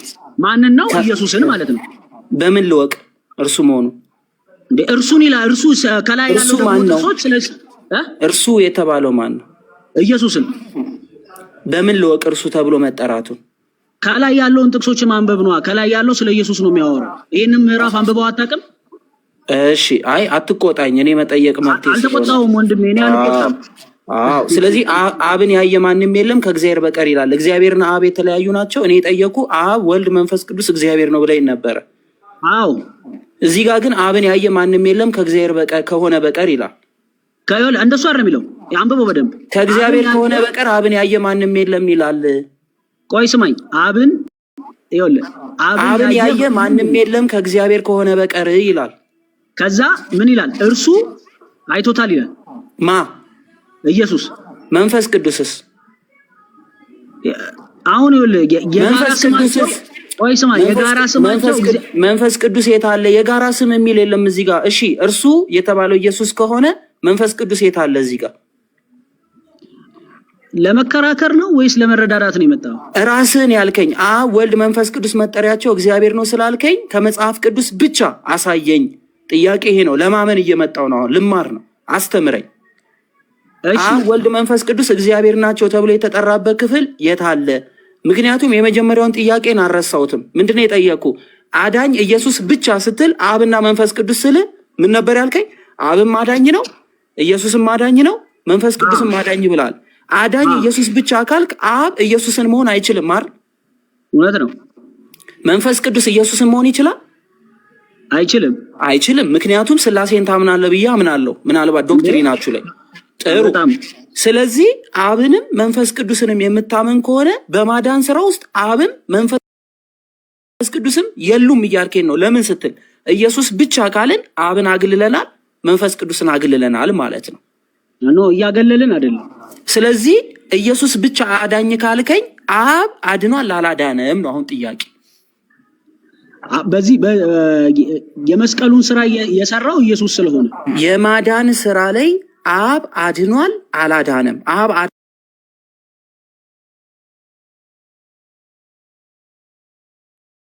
አድንም ወይ? አሁን አብ አድንም ጥያቄ ዳዊት ከኢየሱስ በስተቀር ሌላ አዳኝ የለም ስንል ከክርስቶስ ውጪ አዳኝ የለም ማለት ነው አይደለ? አዎ። ስለዚህ አብ አያድንም ወይ? ለልጁ ሰጥቶታል። ለልጁ ለኢየሱስ ሰጥቶታል። ጥያቄ አብ አያድንም ወይ ነው። ያድናል ግን ለልጁ ሰጥቶታል። የአብን ማዳን አንተ እንዴት ትሰርዛለህ ነው? ከክርስቶስ በስተቀር ሌላ አዳኝ የለም። ቆይ አብ አያድንም? ያድናል ግን ለልጁ ሰጥቶታል። ክርስቶስ በዚህ ምድር በሚመጣበት ሰዓት ላይ አብ ማዳን አይችልም? ለልጁ ሰጥቶታል ነው የምልህ። እሺ ለልጁ ከሰጠው ልጁ ከሰጠው የማን ስልጣን ነው ማለት ነው? ስለዚህ በማዳን ስራ ውስጥ አብ የለበትም። አሁን ማዳን የልጁ ብቻ ነው። አዎ ሰጥቶታል። ስለሰጠው ጥሩ እሺ። ስለዚህ ልጁ ከማን ጋር ያስታረቀን? ከአብ ጋር። ለምን አስታረቀን? ማዳን የልጁ ከሆነ እንዴ እንዲያስታርቅ ማስታረቅ ለምን አስፈለገው? ማዳን ስልጣን ከሰሰጠው ለክርስቶስ ብቻ አብ ለምን ገባ እዚህ ውስጥ? ስርየትን የሚያደርገው እሱ ኢየሱስ ስለሆነ ለልጁ ሰጣው። እኔ የጠየቅኩ ጥያቄ የኢየሱስ ክርስቶስ ከአብ ጋር እኛን የማስታረቅ ስራ ለምን አስፈለገው? የማዳን ስራ ለኢየሱስ ብቻ ከተሰጠ አብን መጥራት ወይም ደግሞ በሰውና በእግዚአብሔር መካከል መቆም ክርስቶስ ለምን አስፈለገው? ጥያቄ እሱ እኮ ነው የምልህ። ለእሱ ስለሰጠው ማዳንን ለእሱ ስለሰጠው ማዳንን ለኢየሱስ ብቻ ከሰጠው አብን መጥራት ለምን አስፈለገው ኢየሱስ? ጥያቄ። እኛ ደግሞ ከእግዚአብሔር ጋር ተጣልተን ነበራ። ከማን ጋር ማን ያዳነን ታዲያ? ኢየሱስ። ኢየሱስ ከሆነ ያዳነን አብን መጥራት ለምን አስፈለገው? ያስታረቀን ነዋ። ከማን ጋር? ከማን ጋር? ከአብ ጋር። ከአብ ጋር ባንታረቅ ምን እንሆን ነበረ? ፍርድ ይፈረድብን ነበር። አንድንም ነበር አይደለ? አይ ይፈረድብን ነበረ እኮ። አንድንም ማለት ነው። ተፈረደብን ማለት አንድንም ነው። አዎ። ስለዚህ እኛ ለመዳናችን ማን ይቅር ማለት አለበት? እግዚአብሔር። ማን ነው እሱ እግዚአብሔር ያለው? ወልድን ስታምን እግዚአብሔር ይቅር ይልሃል። ማን ነው እርሱ እግዚአብሔር ያለው? ከማን ጋር ነው ክርስቶስ ያስታረቀን? ከአብ ጋር አልኩ። ምንድነው? ምን አይነት ጥያቄ ነው የምጠይቀው? አትጩ ካል ተረጋጋ። ውሃ ካለ ጠጣ። ተረጋጋና ትምህርትን ማማር። ፍሬን እንዳትለቅ ተረጋጋ። ቆይ ከአብ ጋር ማስታረቅ ለምን አስፈለገን? እሱ ብቻ ለምን ይቅር አላለንም? እሱ የምጠይቀው እግዚአብሔርን ነው፣ እኔን አትጠይቀኝም። ተረጋጋ። እየሰበከኝ ነው። መዳን በኢየሱስ ብቻ ካልከኝ ጥያቄን የጠየቅኩ ኢየሱስ ክርስቶስ ከአብ ጋር ማስታረቅ ለምን አስፈለገው? መልስ። ያስፈለገው ሰው ሁሉ ኃጢአተኛ ስለነበረ። ስለዚህ ለመዳናችን የማን ይቅርታም ያስፈልገናል? የእግዚአብሔር። እግዚአብሔር ያልከው ማንን ነው? ማን ማለት? እግዚአብሔር ስትል የትኛውን ስም ነው የጠራኸው? የሶስቱንም ስም። በጣም አሪፍ። ስለዚህ ኢየሱስ ብቻ ሳይሆን ያዳነን ማን ጭምር ማለት ነው? ወልድን ያዳነን። ወልድ ከሆነ ያዳነን አብን መጥራት ለምን አስፈለገው? ስለሰጠው ስልጣን ከሰጠው አብን ማስገባት ለምን አስፈለገው? በማዳናችን ስራ ውስጥ ማስታረቅ ስለነበረበት። ባንታረቅ ኖሮ ምን እንሆን ነበረ? ፍርድ ይፈረድብን ነበር። ስለዚህ ይቅርታ ያለን ማን ነው?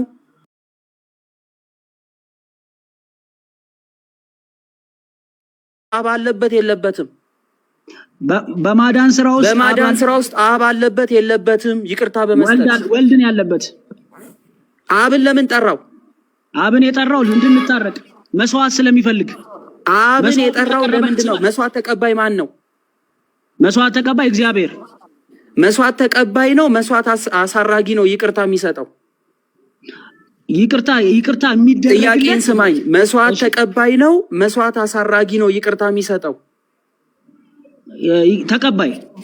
ተቀባዩ ማን ነው?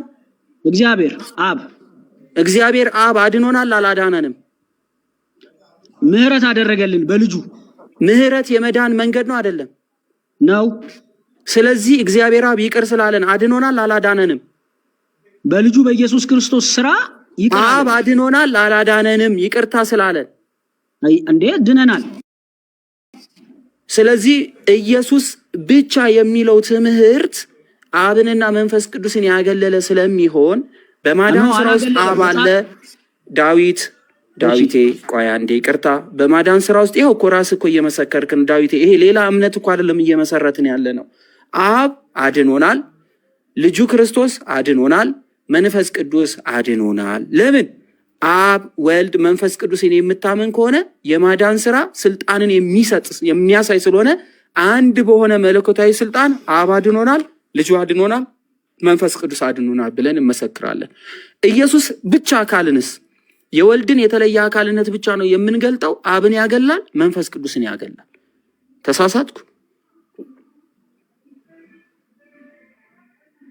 ተሳሳትኩ ዳዊት?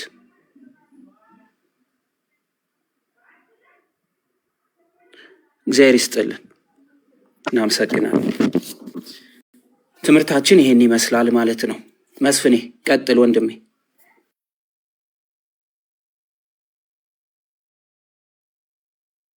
እንግዲህ እሱ የጠቀሰው ኢሳይያስ 43 ቁጥር 11 ላይ የሚናገረው እኔ እግዚአብሔር ነኝ። ለራሱ እኮ ራሱ ጥይት ይዞ ነው የመጣው ልጁ በነገራችን ላይ። ምክንያቱም እኔ እግዚአብሔር ነኝ ከኔ ሌላ የሚያድን የለም ካለ እግዚአብሔር የሚለው አብ ወልድ መንፈስ ቅዱስ ከሆነ አብ ምን አድርጎልናል? ልጁን ልኮልናል። ወልድ ምን አድርጓል? የሰው ልጅ ስጋ ተዋህዷል፣ ቃልም ስጋ ሆኗል። መንፈስ ቅዱስ ምን አድርጓል? ከመቤታችን ሲጸነስ ለቅዱስ ገብርኤል ለኔ እድል አሰጡኝ ላውራ እስቲ።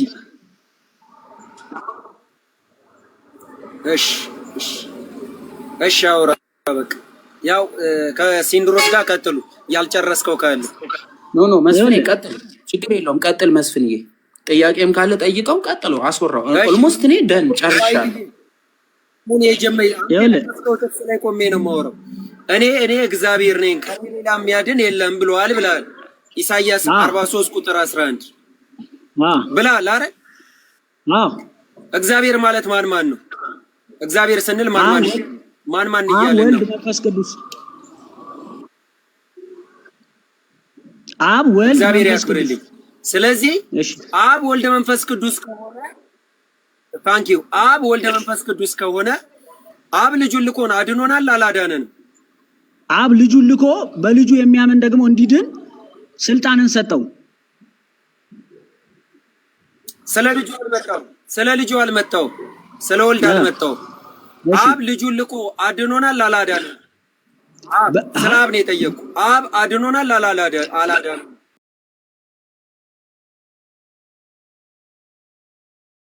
አዳነን። እግዚአብሔር ያክብርልኝ።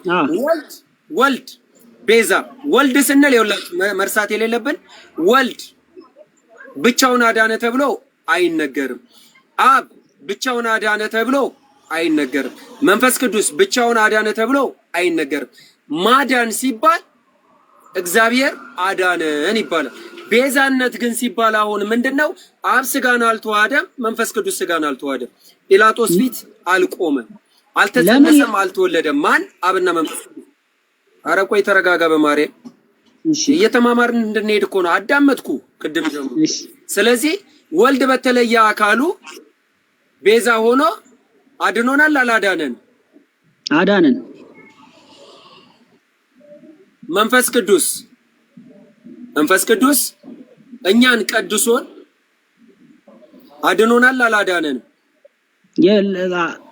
በክርስቶስ ስራ መንፈስ ቅዱስ ደግሞ ለቤዛ ቀን እንድንቀርብ ያ መንፈስ የወረደው መንፈስ ቅዱስ ለቤዛ ቀን ኢየሱስ ሲመጣ ያንን ክብር ይዘን እንድንጠባበቅ መንፈስ ቅዱስ አላዳነንም። ተወሱ ቅዱስ ገብርኤል እኮ ይኸውልህ ከመንፈስ ቅዱስ ትጸንሻለሽ ትወልጃለሽ ነው ያላት። በቃ አድኖናል አላዳነን? ባጭሩ በቃ የትም አትሄድ። አድኖናል አላዳነንም? ክርስቶስ መንፈስ ቅዱስ ተጸንሶ በቃ ምን ይቆ አብ ብቻውን ወልድና መንፈስ ቅዱስን አግልለን እያዳመጥከኝ አብ ብቻውን አድኖናል ማለት እንችላለን? መንፈስ ቅዱስና ወልድና ገለል አድርገን ወልድ አድኖናል ግን እንላለን። እሱን ደግሞ ጥቅስ ልንገርህ። አልጠየቅኩም እኔ የምጠይቅህን መልስልኝ። የምጠይቅህን ብቻ መልስልኝ። አብ ብቻውን አድኖና ይኸው አማርኛዬን እየሰማ እኔ አማርኛዬን በደንብ ስማ። አብ ብቻውን አድኖኛል ማለት ትችላለህ? አልችልም። አብ ብቻውን ወልድና መንፈስ ቅዱስን አግልለህ ለምንድን ነው የማትችለው?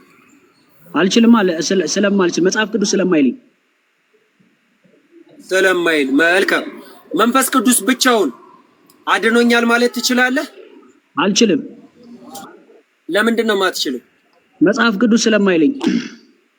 ወልድ ብቻውን አድኖኛል ማለት ትችላለህ? እችላለሁ። ማስረጃ ባየር ላይ ዛሬ ነው ቤት ይሆናል።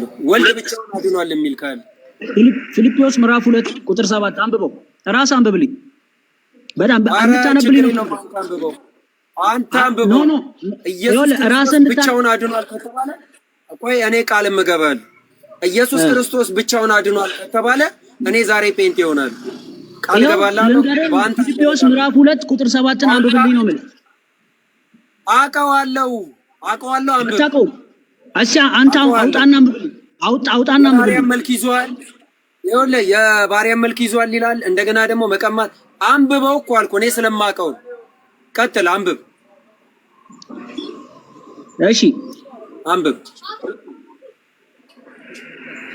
ከእግዚአብሔር ጋር መስተካከልን መቀማት እንደሆነ ሳይቆጥር ከአብ ጋር መተካከልን እንደሚገባ ነገር ሳይቆጥር የባሪያን መልክ ይዞ ወረደ። በሰው ምሳሌ ሆኖ ራሱን ባዶ አደረገ፣ ለሞት ያውም ለመስቀል ሞት የታዘዘ የሆነ በዚህ ምክንያት እግዚአብሔር ያለ ልክ ከፍ ከፍ አደረገው። ከሰማይ ቃሉን በደንብ ላውጣና ላንብብልህ። ከታች ልጻፈው። ዳዊቴ ቃል በቃል መጽሐፍ ቅዱስ ላይ ያለውን አንብበው። ኢየሱስ ብቻ አዳነን የሚል እንፈልጋለን ከጥቅሱ ላይ። እሺ እንደዛ አንብበው። ሲንድሮስ በዚህም ቢሄድ ማለት ነው ምንም የሚያገናኘው ነገር የለም።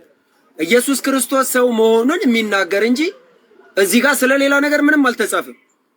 ምንም በምንም አይገናኝም። ግን ሲንድሮስ እንዳለ አውጣና ተናገር። ያንብቡት ነው ትልቁ ነገር። ምን ችግር አለው? መጽሐፍ ቅዱስ የምናነበው እሱ እንዲነበብ ነው የምንፈልገው። ለጥፍልን ዳዊት። እሺ አንዴ ከላይ ማንበቤ ምንም ያው ስለ ሰውነቱና ስለ ባህሪው ስለሆነ የሚናገረው ከዚህ ከቁጥር 11 ላይ ያለችውን ቃል ብቻ እናንብባት። እሺ ምን ይላል? ምላስ ሁሉ ለእግዚአብሔር አብ ክብር ኢየሱስ ክርስቶስ ጌታ እንደሆነ ይመሰክር ዘንድ ነው። ለማን ክብር? ኢየሱስ ለማን ክብር ይላል? ለእግዚአብሔር ክብር ኢየሱስ ክርስቶስ ጌታ እንደሆነ ይመሰክር። ምላስ ሁሉ ለእግዚአብሔር አብ ክብር ይላል አይልም? ስለዚህ ለእግዚአብሔር አብ ክብር ምን ለእግዚአብሔር አብ ክብር ኢየሱስ ክርስቶስ ጌታ እንደሆነ ይመሰክር። ምላስ ሁሉ ለእግዚአብሔር አብ ክብር ምን ኢየሱስ ክርስቶስ ጌታ እንደሆነ ምን ይበል? ጌታ እንደሆነ ይመሰክር ዘንድ ነው። ለማን ላይ ያለችው እንደሞ ለማን ክብር? ለአብ ክብር አልኩ እኮ። ኢየሱስ ብቻ ይላል እዚህ ጋር። ሰጣው እኮ ነው የምልህ። አላልኩም ኢየሱስ ብቻ አዳኝ ነው ይባላል ብለህ ነው አውጣ የተባልከው ጥቅስ። ሰጣው እኮ ነው። ኢየሱስ ብቻ አዳነ ብለሃልና ጥቅሱን ቃል በቃል አውጣልን። ወንድም እየጠበቅን ነው ዳዊቴ። እዚህ ጋር እኮ ያለ ነው አማርኛ እንችላለን፣ ባይብል የምናጠና ነን፣ የመጽሐፍ ቅዱስ አንባቢዎች ነን ምናምን። ዝም ብለን የምንደናቆርበት አይደለም። ማስረጃ ይምጣ፣ ህዝቡን ሊያየል ይፈርዳል። እኛ እኮ ማስረጃ ነው በቃ። ኢየሱስ ብቻ አዳኝ ነው ተብሎ አብንም መንፈስ ቅዱስንም ያገለለ ክፍል አለ ብላል አውጣው። ካለ ማምጣት፣ ከሌለስ ይሄ ክፍል ግን የአብ ክብሩ ይገለጥ ዘንድ ሰው ሁሉ አብ አምላክ እንደሆነ የሚያውቅ ሁሉ በማን በልጁ በኢየሱስ ክርስቶስ ያምኑ ዘንድ ያስቀምጣል። የዮሐንስ ወንጌል ምዕራፍ 5 ከቁጥር 18 ሰው ሁሉ አብን በሚያከብርበት ክብር ሁሉ ማንን ያከብሩ ዘንድ? ኢየሱስን ያከብሩ ዘንድ ራሱ ክርስቶስ በአንደበቱ ተናግሯል። አባቴ ትናንትና ይሰራል ዛሬም ይሰራል እኔም ዛሬ ይሰራለሁ ብሎ ከአባቱ ጋር መተካከል እንዳለው ተናግሯል። ሰው ሁሉ ክርስቶስን እንዲመለከት እርሱ አምላክ እንደሆነ ይመሰክሩ ዘንድ ያስቀምጣል መጽሐፍ ቅዱስ። አሁን ኢየሱስ ብቻ አዳኝ ነው የሚል አምጣ። እሺ ያው አንዴ በእርሱ የሚያምን አይፈረድበትም፣ የማያምን ግን በአንዱ በእግዚአብሔር ልጅ ስም ስላላመነ አሁን ተፈርዶበታል። በማን ስላላመነ? በልጁ በኢየሱስ ስላላመነ አሁን ተፈርዶበታል። አንድ ሰው አብን ቢያምን ኢየሱስን ባያምን ምን ይሆናል? ይፈረድበታል። ማንን ባያምን? ኢየሱስን ባያምን። ማንን ብቻ ቢያምንስ ግን? ማንን ብቻ ቢያምን? ስለዚህ አብን ብቻ አምኖ ግን ኢየሱስን ባያምን ምን ይላል? ይፈረድበታል። አሁን እዚህ ጋር ስለ ኢየሱስ ብቻ ነው የሚናገረው? ስለ እግዚአብሔርም ጭምር ነው የሚናገረው? ሰጥቶናል። መልስ ስለ ኢየሱስ ብቻ ስለ እግዚአብሔር የሚያወራው እዚህ ጋር ሰጥቶናል። መዳንን ሰጥቶናል። አሁን ያስቀመጥከው ጥቅስ ስለ እግዚአብሔርም ጭምር ነው እየተናገረ ያለው? ስለ ኢየሱስ ብቻ ነው? እግዚአብሔርን የጠቀሰው ልጁን ስለሰጠህ ይናገራል እንጂ ማን ነው የሰጠው? ሰጪ ማን ነው? እግዚአብሔር። ሰጪው ማን ነው? እግዚአብሔር አልኩ። የትኛው እግዚአብሔር? አብ። ስለዚህ እግዚአብሔር አብ ሰጠው የሚል ክፍል እኔ ነገርኩ በእርሱ የሚያምን አይፈረድበትም። አላልኩም። እኔ ማዳን አቁም ያለው እኛ እያወራን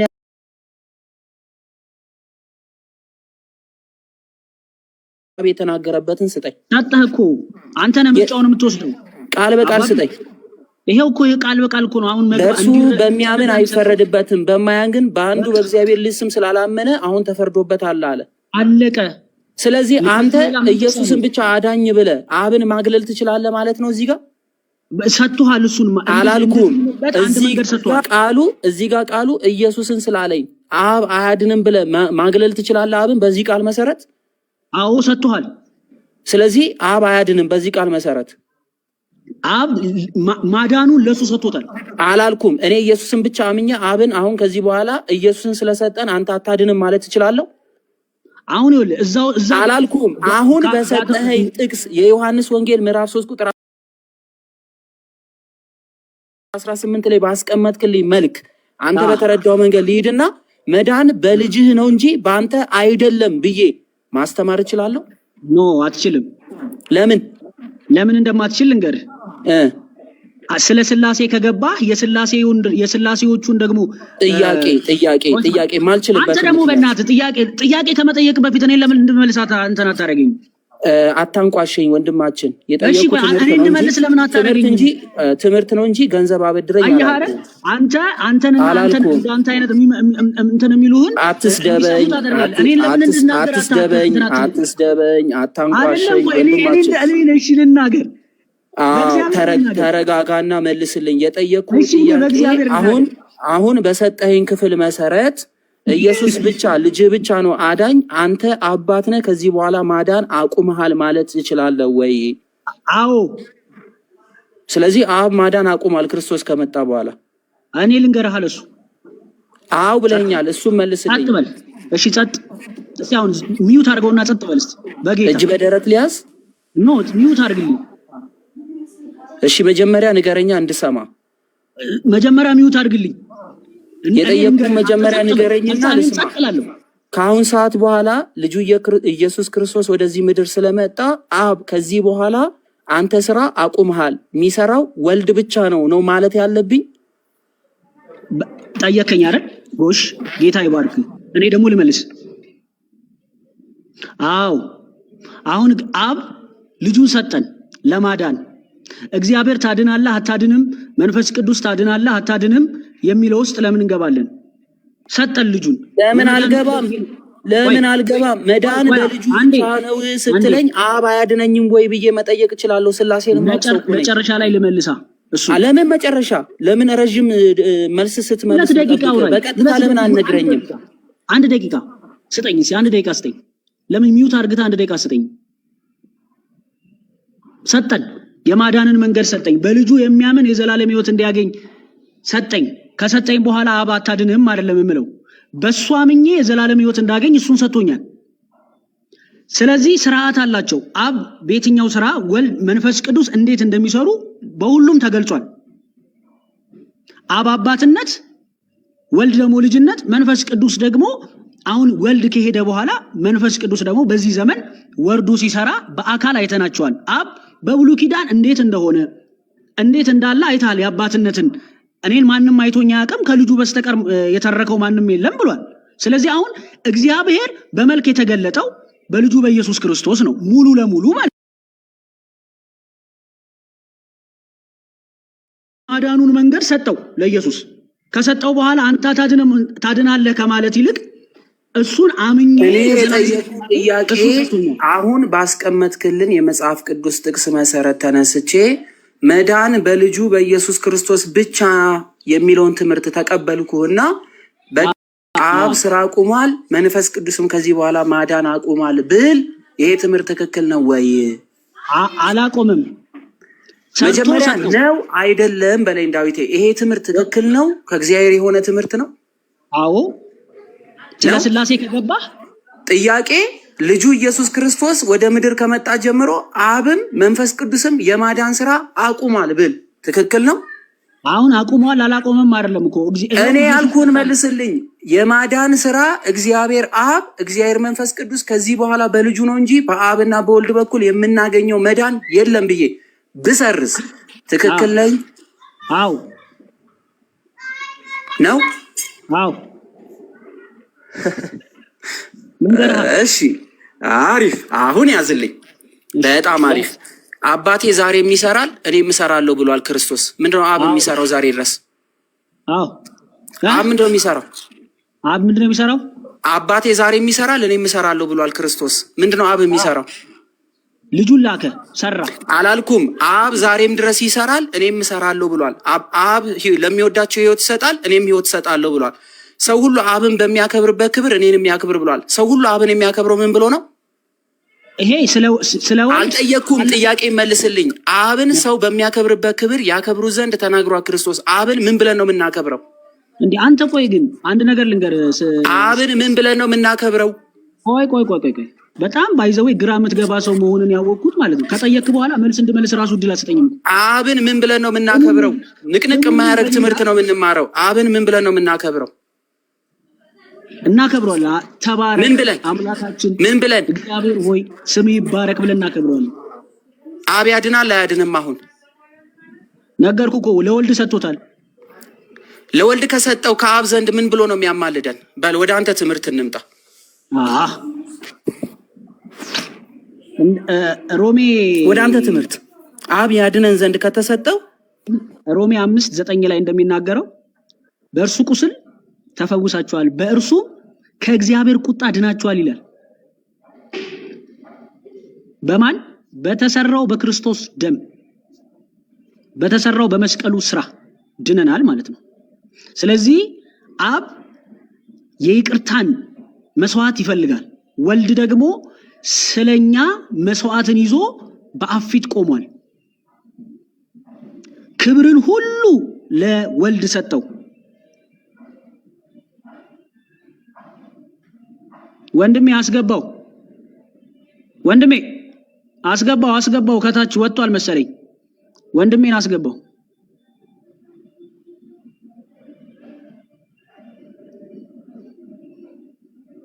እሺ ታፕ ሼር ኮፒ ሊንክ አድርጉ። ኮፒ ሊንክ በደንብ አድርጉ። እሺ ታውቃላችሁ። ታፕ መስፍኔ ንገራቸው። እሺ ኮፒ ሊንክ በደንብ እንትን እያልኩ ታፕ ሼር ቲክቶክ ስጧት። ቲክቶኩን አንድ ስጧት። አሪፍ ነው ለኔትወርክ። ቲክቶክ ስጧት ለቱርዬ።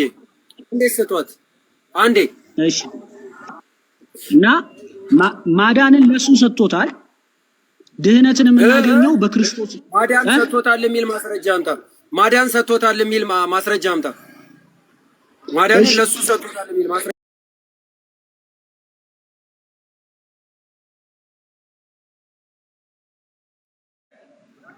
እዛው ማስረጃ ነው ፈልግ። ፊልጵስዩስ ምዕራፍ 2 ቁጥር 7 ጀምሮ ያለውን በእርሱ የሚል ቃል አለ። እናውጣውና እናንብበው። እርሱ በእግዚአብሔር መልክ ሲኖር ሳለ ከእግዚአብሔር ጋር መተካከልን መቀማትን እንደሚገባው ነገር አልቆጠረም ይላል። እሺ በእግዚአብሔር መልክ ሲኖር ማለት ምን ማለት ነው? እሱ ራሱ እግዚአብሔር ሆኖ ሳለ ማለት ነው። በቃ አለቃ። ታዲያ ምንድን ነው? እሺ ወረታች ወረ ከእግዚአብሔር ጋር መተካከልን መቀማት እንደሚገባው ነገር አልቆጠረም የሚለውንስ ምን ብለህ ነው የምትፈታው? ከእግዚአብሔር ጋር መተካከልን መቀማት እንደሚገባው ነገር አልቆጠረውም ሲል ምን ብለህ ነው የምትረዳው አንተ? ስለዚህ እሱ እግዚአብሔር ሆኖ ሳለ ስለ ትሪኒቲ እሱ እግዚአብሔር ሆኖ የባሪያን መልክ ሲይዝ መቀማትን ማለት በመካከላቸው ልዩነት እንደሌለ ይሄ የሰውኛ አይነት አስተሳሰብ ሳይሰማው ወረደ እኛን ሊያድን። እግዚአብሔር አምላክ ሰው ሲሆን የባሪያን መልክ ያዘ። ሰው ሲሆን ከአብ እንዳላነሰ ነው አይደል? እዚህ ጋር የሚናገረው አዎ፣ ከአብ እንዳላነሰ ነው አይደል? ዋህድ ብለን የምንጠራው ኢየሱስ ክርስቶስ ከአብ ጋር አለመጣማን ነው፣ ከአብ ጋር አለማነሱን ነው አይደል? እዚህ ጋር የሚናገረው ዋሴት በጣም እውነት ነው። ስለዚህ ይሄ እንደዚህ ከሆነ የኔ ጥያቄ ምንድን ነው ንገረኝ። እግዚአብሔርም ማዳኝ ነው፣ ጥያቄ ንገረኝ። ይኸውልህ መንፈስ ቅዱስም ማዳኝ ነው፣ ኢየሱስም ማዳኝ ነው አልከኝ። ጥያቄ ይሄ ነው። አሁን ምንም የተናገርኩት ነገር የለም። አብ አያድንም አልክ አይደለ? አዎ ያንተ ጥያቄ ነው የሚያድነው አልክ። ቆይ አዳምጠኝ። ወልድ ነው የሚያድነው እንጂ አብ አያድንም አልክ። ማስረጃ አልኩ። እዚህ ጋር ወልድ ከአብ እኩል ስለመሆኑ እንጂ ስለማዳን ስላለማዳን አይደለም የሚናገረው። ወደታችሁ ረዳ። ስለዚህ መልስ ሰጠኝ። ወደታችሁ ረዳ። እሺ ወደታችሁ ረዳ። ወርድ ላለው ችግር የለውም። ቁጥር 7 ላይ የባሪያ መልክ ይዞ በሰው ምሳሌ ሆኖ ራሱን ዝቅ አድርጎ አደረገ ይላል። ይሄንን ፍታው። ወደታችሁ ረዳ። ፍታው። በቃ ሰው መሆኑን ነው የተናገረው። የትኛውን የባሪያን መልክ ይዞ ሰው ሆኖ በቃ ታዲያ ምንድነው ከዚህ ጋር በመፍረድ ወደታች አንዴ ወደታች አብን እንዳይፈርድ ወልድ እንዳይፈርድ እዚህ ጋር ምንድነው የተናገረው? ቆይ ወደታች አሁን የምነግርህን ነገር እያዳመጥክ ነው። እሺ ለዚህ መልስ ወደታች ውረድና ይኸውልህ በምስሉ ሰው ተገኝቶ ራሱን አዋረደ ይላል። ምንድነው አንብበው። ጨርሰው ለሞትም ነው የመስቀል ሞት እንኳን የታዘዘ ሆነ ይላል። እሺ ቀጣይ እሷን ብቻ ፈለከውን ያልገባኝም ማርያምን እንዴ ቀጣይ ያለችዋን አንብባት። ቀጣይ ያለችዋን ኮምፓስ ዞሮባል። ቆይ ቀጣይ ያለችዋን አንብባት። ቆይ አዳምጠኝ እባክህ ዝም ብላ ትንጣጣ። እሺ አንብባት። ከስምም ሁሉ በላይ ስም ሰጠው ይላል። ምንድነው ነው ያው ልታወራ ያለው ነገር እኮ አልገባኝም። አለቀ በቃ። ከስሞቹ ሁሉ በላይ ያለው አሁንም ተረጋጋ፣ አዳምጠኝ እባክህ ተረጋጋና አዳምጥ። እሺ እዚህ ጋር ወይ አብራራልኝ አልኩ። ቀጥል ትላለህ። አብራራ። ከላይ ጀምሮ እየጠየኩ ነው ማወርድ። ከላይ ጀምሮ ካቆምኩበት እያብራራ አወርደ። እሺ አብራራላል። ቆይ አሁን ተረጋጋ አዳምጠኝ። አሁን እዚህ ጋር ኢየሱስ ክርስቶስ አይሁዶች፣ ቤተ አሕዛቦች የባህሪ አምላክ ነው ብለው ያምኑት ነበር።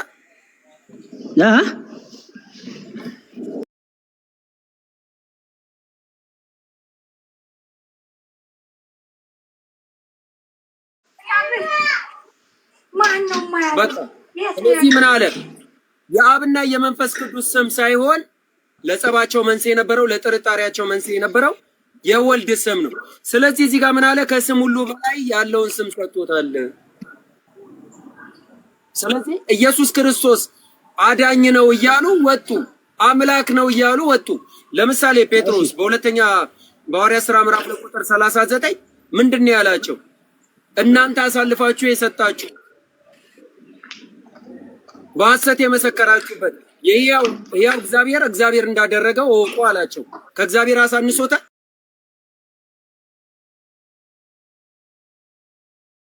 እንደሱ አይደለም ጥቅሱ የሚለው። አንብበው ችግር የለውም። አንብበውና ታስረዳኛለህ።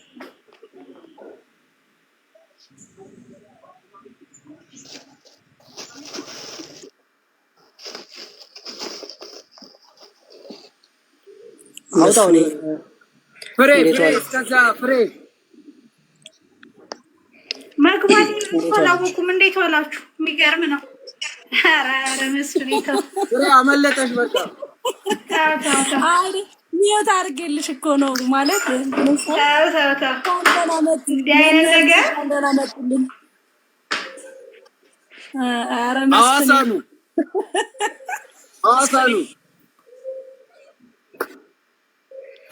አሳ ምርጥ አሳ አንተ ትቀልዳለህ። ዛሬ በእውነቱ ጥሬ ነገር ያስፈልጋል። እሺ ይሄ እኮ ገተታ ነው። እሺ አንዴ ቆይ ዴቫ እሺ እናታችን አይሻፋለን። አሳ ነው